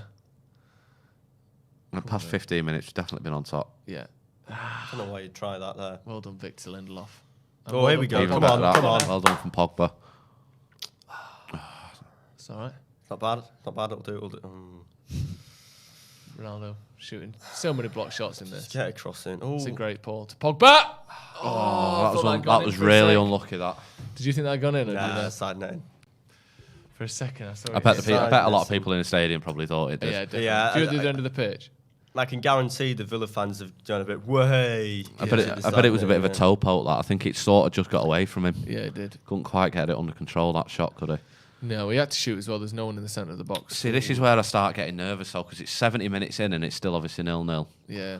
They've got to put Cavani or Sancho on now. I'm surprised he's not been a. The thing is with Cavani is, we were saying before the game, can you play Ronaldo and Cavani together? Yeah. Would you play them as a 2? Yeah. Play them, yeah. Because they're both good enough. Yeah. And if anything, it helps Ronaldo out if he's got someone like Cavani up there with him. And then win this. That's too easy. Got a bit lucky there. And Pogba's not been sloppy brilliant on the today, ball, has he? I yeah, don't no. think. He's been quite sloppy. Yeah, it's like he just wants just a free touch every time he gets the ball. And sometimes you've got to be quick, and that's fucking scary. Good pass in the end, but shit me on that. Go on then, Aaron. Go on, Wan-Bissaka. Brilliant. Here we go. Pass it. Oh, for God's sake. Brilliant from Wan-Bissaka there. That really was, wasn't it? Another block shot from Greenwood, though. I'm starting to think maybe he's It's like we need to find another pass instead. Yeah, isn't he's it? just getting. Greenwood's starting to get that little bit sloppy as well. I think Yeah. Greenwood might be sacrificed. I think maybe for Sancho, to be honest. Sacrifice him. Go on then. That's better. Blocked again. Fuck Another me. block. Yeah, when all your shots have been blocked, maybe you need to look for an extra pass Yeah. rather Yeah. than shooting, because there's got to be some This is the space. thing with Greenwood. I mean, he's still a really good player. He's just sometimes, because of his age, he's still quite raw. Yeah, it shows it can be a little bit immature when it comes to that, His because decision making is just not quite there yet. I think he does. I think he's a bit desperate for a goal as well, though, isn't he? Corner ball. Bruno puts it in. Well, that'll Varane do. with a header, and that's going to go out for another corner, I think. That was off, surely. Nice, kept it in. Looked like it gone over the line, didn't it? But Oh, there you go. You don't get cramp after 70 minutes. That's No, come on, ridiculous. mate. It was the same. West Ham did the same thing on Wednesday night. It does me head in this. yeah. I mean, I must admit, though, we should be beating Villa. We really should be. I know they're Yeah. a good team, but we... Well, Fergie's bored. He's on his phone. He's not even watching it. Playing Snake. Yeah. It's Candy Crush. Sudoku, probably. Yeah. That seems about right. Temple Rod. Yeah. I don't know what's up with this lad here. Ankle. He's holding his ankle. Just waste a bit of time, eh? I think that's what it's about, really. Isn't Yeah. it? See if they can get a point. Yeah. Tough think- game so far. This Cavani warming up. Look. Should have come on 5 minutes ago. I genuinely think that they'll probably take off Greenwood. Yeah. Maybe go 2 up front. I wonder. Yeah. Drop, But then who do you play drop- on the wings if Greenwood's gone off? That's the new question, isn't it? Maybe take off Fred. Drop Yeah, Pogba back in the middle. Possibly, yeah. play Greenwood and you need I don't know because you need another winger. Yeah, exactly. I really don't know how they're going to do it unless he does bring Ronaldo off. I don't know, but you can't imagine it, can you? No. Ooh, Chelsea crossing it. Chance. Just let Chelsea get a last minute equaliser. Oh no, a last minute equaliser will feel like a win for them confidence wise, won't it? We needed that to be a 1-1 where they both scored. We need them to score about now, really. Yeah, so it don't feel like a. What's such a generic slogan that, isn't it, from Aeroflot? We'll bring the world together again. Yeah. What does that mean? Yeah. Again, like that. Do you remember that time when there was no wars and everyone liked each other? So yeah, that fictional time. That's never I think the amount of people that have died on Aeroflot aircraft as well. Yeah, they've got some making up to do, haven't they? Yeah. Game's gone on. I'll get that back on. Fred's been quite vocal in midfield though today, hasn't he? But it's just annoying when you can see there's so many forward passes on. He just delays himself every time. Have you not got BT Sport? Yes, and that's why I'm using the official app. That's what I mean. It just crashed then, so you're going back on it. Yeah, I'm just reloading it. Yeah. Here you go, Pogba down the left now. Still going. Still going. Brilliant. Oh, it's good that, but it was, but he was never going to score from there, was he? No, he just needs to. It's really frustrating, this game. Yeah, it is. He does brilliantly well, but what he needs to do there is put the ball across, because he's never going to score on his left foot. Drive it low, yeah. I mean, he's hitting it straight at the keeper there, isn't he? Well done. Not actually that well done. They've got past Fred as well. That's offside. Well offside. Yeah. I think we played on there, but I think it was. Yeah, offside, I was going to say. I think he did. That's why he started running for it. He just let play carry on. Keep the game moving. 20 minutes to go, probably. Here we go. That's better. That's so much better. On his head. This is what Ronaldo offers that we were lacking last season. Just someone like that can just knows what to do. Oh, I think if Ronaldo's on that's in. Poor cross out. I mean, you say we lacked it, we did, but obviously we had Cavani, but Cavani couldn't play 38 Premier League games, and that was the issue. Yeah. That was the thing. If we had Ronaldo in Gdansk against Villarreal, we win that game totally, because that doesn't happen whereby United are just held back consistently to the point where it goes to penalties. He would have taken one of those chances, or he would have forced something himself. I mean, that game obviously. I mean, with it going to penalties, it was just one of them, wasn't it? But it was kind of Unai Emery's specialty, that. Yeah. Shit. Right, come on then, Ronaldo. Back to Pogba. Oh, come on. Do you know what? He's got loads of open space in front of him. Look, just a useless foul from Fred. Yeah. Fred booked. Death taxes and Fred being booked. And City almost scored again there. Yeah, it's just a needless foul from him. It's such a frustrating part of his game. What year is your MacBook Pro? 2017, 18. Is that the one with the touch bar at the top? Yeah. I've got last year's one. Okay. So has yours got USB ports on? This? Yeah. No. Well, USB-C. Yeah. Mine's the same. Yeah. Gone straight out. United throwing in our half. That's United. That's all right. The free kick that they got from the Fred tackle. See, what you could say now is Fred stopped a counter attack, and that's all they ended up doing with it. It's probably worth the booking. It's probably worth it. It's just when looking at it as a fan though, you can see McTominay was coming across to win the ball back anyway. So when you look at it like, it can be quite a needless foul. Yeah. Danny Ings coming off. I think we've nullified him really well today. I've barely even seen him in the game, to be honest. Yeah. Yeah. Last 25 minutes, it's been all United, hasn't it? Who's that coming on? Not made actually enough big chances, and obviously not got the goal, which is the annoying thing. So is there COVID checks to get into the stadium then, in terms of vaccines and that, or no? I think there was talk of it happening in the end of September though, wasn't there? So maybe it's just not coming to fruition. Yeah, in the Newcastle game, it was just scan your ticket and go. Yeah, and also as well, the queues have been pretty bad because it's like digital tickets and that. Horrendous. Some people just haven't been working, have they? Yeah. Apparently, it's been a bit of a farce. Yeah, we started queuing up at about 1:45 outside, and we didn't get until 8 minutes had gone. Really? So 25 minutes to get 20 minutes. But I don't understand why they can't just put it on your membership card. I don't see why they didn't just keep the season cards. To be honest, as usual. free kick to Villa, right hand side. Basically a corner. Slightly more dangerous. He did. I couldn't quite work out how that was a foul then. Futsal crap as It's well. not a foul. He slides in front of him and he just falls over like a twat and gets a free kick for it. They're running parallel with each other. Dalot slides in next to him and he just goes over with no contact. Well, I love Solskjaer. I want him to succeed, but Cavani with 10 minutes to play, when it's obvious that United need someone like that, that should have happened 10, 15 minutes ago. Maybe. It's quite frustrating, isn't it, sometimes? I mean, Solskjaer does get a bad rap for his subs, but I think his substitutions last year scored the most goals, made the most impact. So of anyone in the league. Ooh. Yeah. Ollie's subs got more goals and assists than any other team subs exactly. in the country or in the league. So you can't say he's bad at... I'm not saying individually maybe Cavani should have come on earlier, but in terms of the impact his subs make, it's better than anyone. Yeah, exactly. So he does get a bad rep for it. I think but it's a bit. He has a bit of a reputation for that, and some of it must admit though. I mean, it doesn't exempt him from criticism. I agree. I think Cavani should have been on 5-10 minutes ago, but you could also argue so should Sancho. Yeah. You know, it's not quite worked for Greenwood. He's played well, but he's just not seeming to get the ball in the back of the net. He's making the wrong decisions and things. Come on now, fucking can't win the ball back here. They're just passing it around it near our corner flag.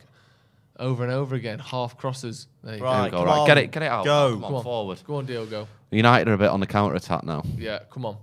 And they're a bit stretched as well. They don't have as many backs. That was piss poor Shit pass. Giving the ball away. And now they can attack us. It's a terrible pass from Dalot. And they've got a shot at the back post, but he's slipped over there. Ollie Watkins. Falling over and hurt himself. You're not stopping because of that. Right, come Ollie on. Watkins either. Their goal has been fucking well on it, and for them. So always happens, doesn't it, at Old Trafford? Remember Tom Heaton at Burnley that time? Yeah, he just turned into prime Casillas. It was incredible, wasn't it? Just fucking get him off.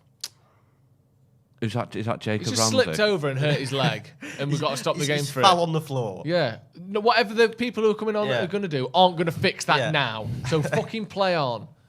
Does my head in that. Put him in a cast and then let him carry on playing. If he's fucked, he's going off. If he's fine, he'll get up. He's not in danger of dying, is he? He's fallen over. He needs a blue paper towel. Yeah, he's literally slipped over. Worst case scenario, he's sprained his leg, his ankle, his knee. Fine. I mean, I must admit that He's slipped over! That's all he's done! Why are we stopping the game for someone slipping over? I think he's tried to give himself an excuse for slipping and messing up there. McTominay's come off for Cavani, by the way. Has it? Right, okay. This is what I mean, though. There you go, Ronaldo and Cavani embracing each other. That's something that a lot of people have wanted to see, yeah. Embrace the back of the net with the football. That attack from Villa completely stemmed from a genuinely amateurish pass from Dalot. Yeah, it was terrible. That was genuinely awful. That's something you'd see Yeah. when I played with What was you. it, 5-10 yard pass? Yeah. Do you think Cavani's pissed off that his shirt number's changed? No. No, he was happy to do it, apparently. I don't think he gives a shit. I don't know why he would give a shit. Yeah. No, but you know, some players, was it Zamorano that had 9+1 because he wanted to be number 10 or something? Is that what? He's 91? Can you do that? Maybe 91. He had like 9+1 on the back of his shirt. You can't have a You plus can't sign. have plus. Surely that can't be right. That must have been in a friendly or some kind of testimonial. Why don't you have 11 minus 1? It's like when Usain Bolt plays at Soccer Aid and has 9.68 or whatever his time was. That's funny, that. Right, come on. Well done, Dalot. There you go, Dalot's sort of made up. I thought he'd done it again. Yeah, though. I did as well. Just passed it away. No, that was it. Yeah, he had 1+8. Because he wanted to be number 9? Yeah. Ridiculous. How is that allowed? Go on, Wan-Bissaka, don't shoot. Oh, for God's sake. Looks like he's just done it with a Sharpie, to be honest. Cross, Bruno! Oh, God. Is it a corner? Corner ball by the looks of it. I don't think it is. Or was he cut? Or was he offside? I think he's kept it in. He's not offside. Oh, he's unlucky there. So what was Mike Dean pointing towards then? Don't know. Not the corner flag. I know, yeah. But how is the ball not left the goalie's hands yet? That's been fucking ages. Get up. Honestly, this is the worst diving performance I've seen against United in a while. Every time the ball goes in the air, a Villa player is on the floor at the end of it, regardless of what happens. Good 1-2 there from Cavani and Bruno.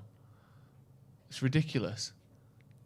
And that's going to be nothing either. Oh, for God's sake, man. Just wasting time now, Villa. Yeah, I think they're happy with the point now, Villa, aren't they? I suppose. Yeah. Come on, let's get a fucking win. Come on. It's because I said 3-0. That's fucking why. Yeah. Still 1-0 the City game. City making a couple of changes as well, aren't they? Yeah. Varane. We can't seem to get grips on the game again. If United are going to mount a title challenge this season, they've got to win games like this. These are the games we've got to win. Like how we did against Wolves. Yeah. You play shit and you still win. And giving them a corner for no reason. He needs a shout there. Could have took that down his chest. He had so much time. There's no full back there by the looks of it to kind of give him that shout. Look at that. He's got no one within 5 yards of him. But he don't know, does he? Could have just let that go out, couldn't he? But yeah, like you say.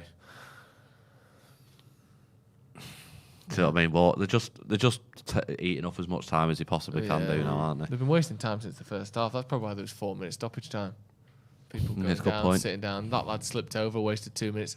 He slipped over, and they stopped the game. Yeah, that's what I brought mean. the Look, fucking he's physio fine on. now. There's nothing wrong with him. That's dangerous. Good job there, crap as well. Yeah. Yeah, exactly. Could do with a fucking win, couldn't we? We really do. I just don't want to see any players go needlessly down now. But yeah. I mean, we're getting to the 85th minute, 0-0. It's kind of not good enough, really. It's poor. We had a couple of headers and stuff in the first half, and a couple of shots this half, but I can't remember any clear-cut chances where No, not this where half. where we've made the keeper. The Greenwood one. Yeah, yeah, Where but he cuts back and he's won. You know, he's got an open shot on goal. That was a clear chance. Pogba hit the side netting as well. Yeah, that's what I mean. But they're not like they definitely should be scoring. You know. No. Still got 5 minutes.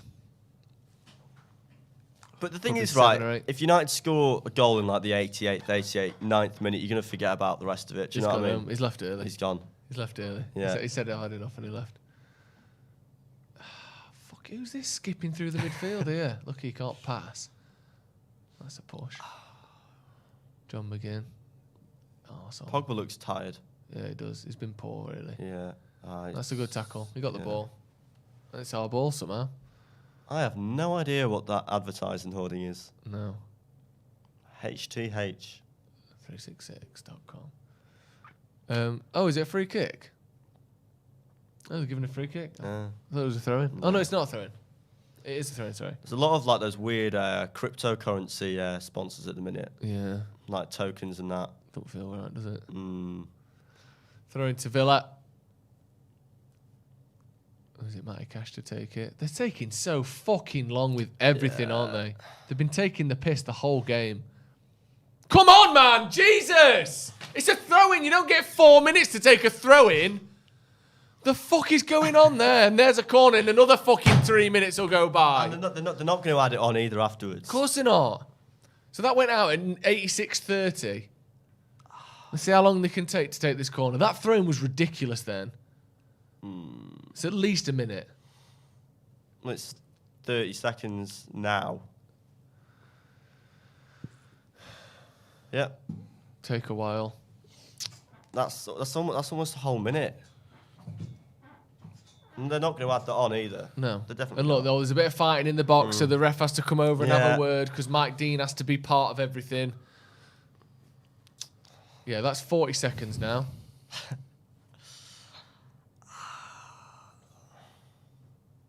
Come on, take the corner. 50 seconds.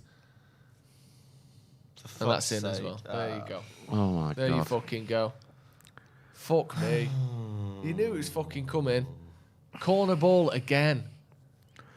Where the fuck? Where's the man on the near post? Who's fucking marking him? It's predictable as well. That's the thing. Yeah, it's predictable. You know, there's one of the bigger teams there dropping points. United can't beat fucking Aston Villa at home. It's a disgrace. Whose man is it? Cavani's man. It's the one who's just been fighting with Cavani. We've got no men on the front post or back post. That we don't need that apparently. If we have a man on the near post there, that gets blocked. It's just been a real nothing game. Just been shit. Yeah. Oh, just a fucking glancing header at the near post. Ollie Watkins under here, just nowhere near it.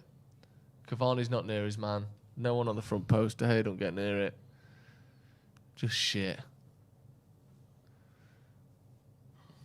For fuck's sake. Not good enough. No, He's replaced Swansea as well, House or Scrapping Horse for or an whatever his name equaliser is. now. You take fucking 1-1 now. It isn't good enough But though, is it? Solskjaer needs to be doing more. He's just stood there. He should be shouting at his players. Well, that's not going to score. I know, as a but- goal, yeah, is it's. it? You don't Don't know th- he isn't shouting at him as well. You can see him Yeah, shouting. I There. You guess. see his hand at the bottom of the pitch going. Can I shouting. just say, Delo has been shite since he came on. I think Well, he is. he's bit not shite. done anything. I know he's not playing in his proper position. To be fair, Yeah, but he's been poor. Again, giving trying his best to give the ball away there, putting Lindelof in loads of. just not. Shit. It's just not been good enough today. No, it's been crap. It's really not been Crap good enough game, today. this. And this is a run of games as well that United need to pick as many points up as they can from Yeah. Everton as well next. That's not going to be easy under Benitez as well. They're going to play a very similar system. To this. They'll probably play it worse. Yeah. He's such a pragmatic manager. That's a foul, by the way. That's a foul too. That's what I mean. Just kicking the ball away now. Yeah. And to be Newcastle did the same thing as well. To be fair, Yeah. and took the lead. We've got to be better at breaking it down. When teams sit back and just waste time and dive about and foul people, you've got to be better at breaking that down. It shouldn't be this easy. I don't particularly think Southampton did anybody's the same played thing. particularly well I today. still think United can equalise though, because Villa aren't playing that good. But I get They've that just stabbed equalise, it. but it's not the point. United should I be know, I winning. know, I know, Do you I know know what I what you mean? Like, Yeah. But you take a draw now. Fuck look, me. what's Greenwood needs to be Pass releasing the the ball, ball. pass the ball.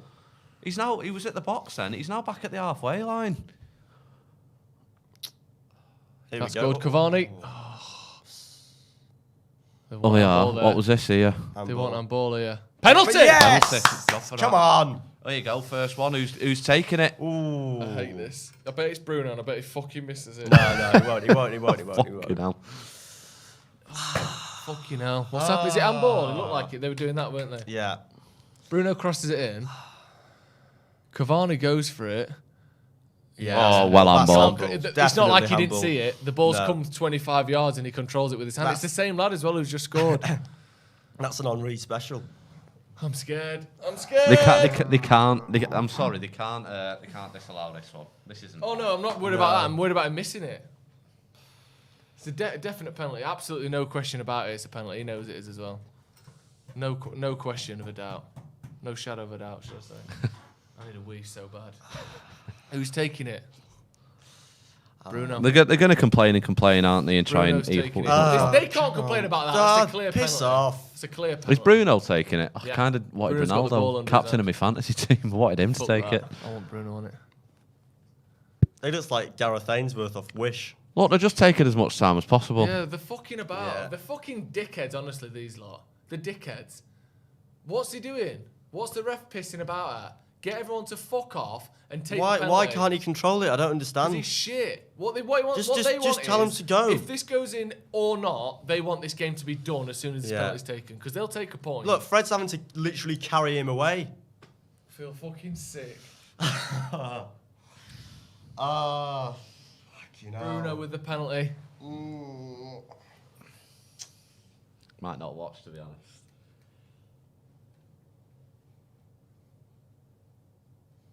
Go on, lad. Come on. Come on. For fuck's sake. Straight over the fucking crossbar. Well, Literally what you fucking knew would happen, innit? You knew that'd fucking happen. That just- All that fucking shit about Ronaldo, Bruno, who's going to fucking take it. Exactly what I said would happen. Bruno will take it and he'll miss it because it's a fuck up. Smashed it miles over just the bar. sums today up, doesn't it? Fuck me. Miles over. Second penalties ever missed for United. That was one of the worst penalties I've ever seen. Just hits it as hard as he can, straight down the middle. That It's that miles that over. would have gone in the top tier of Stretford and that. Yeah. That was fucking shocking. Oh, fuck me. That was appalling. I don't know what's going on here. What do they want here? What, Do they're they saying it want a- wasn't- do they want a No, penalty? they're saying that their goal shouldn't have been a corner. Right. And that there's a man on De Gea when the ball comes in who's offside. Right. just some things that might have been checked, but don't worry about that. You're not allowed to check whether it's a corner or not, even if a goal gets scored from it. Refereeing's been quite shocking against United this season, really, hasn't it? But yeah, but I mean, this is not an excuse for today. Is it? No, you can't blame the refs. That's good though. Right, come on.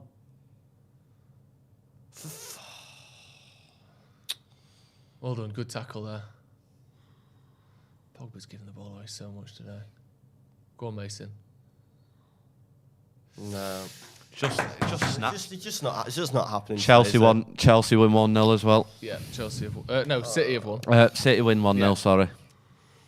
Same team, really, isn't it? Yeah, same thing. Fuck's sake. You know what I mean? The away form of last season was great, but the home form wasn't. We can't keep going into these seasons with this kind of performance, especially at Old Trafford. It's not good enough. Yeah. Damien says, that sums up our day. We're an absolute joke. You bring Cavani on with 10 to go. How McTominay even lasted that long is beyond me. Disgusting effort. Interesting. Yep. Poor. Right, come on. 30 seconds. That's just shit. Fucking shite again. At least find your man. It's awful.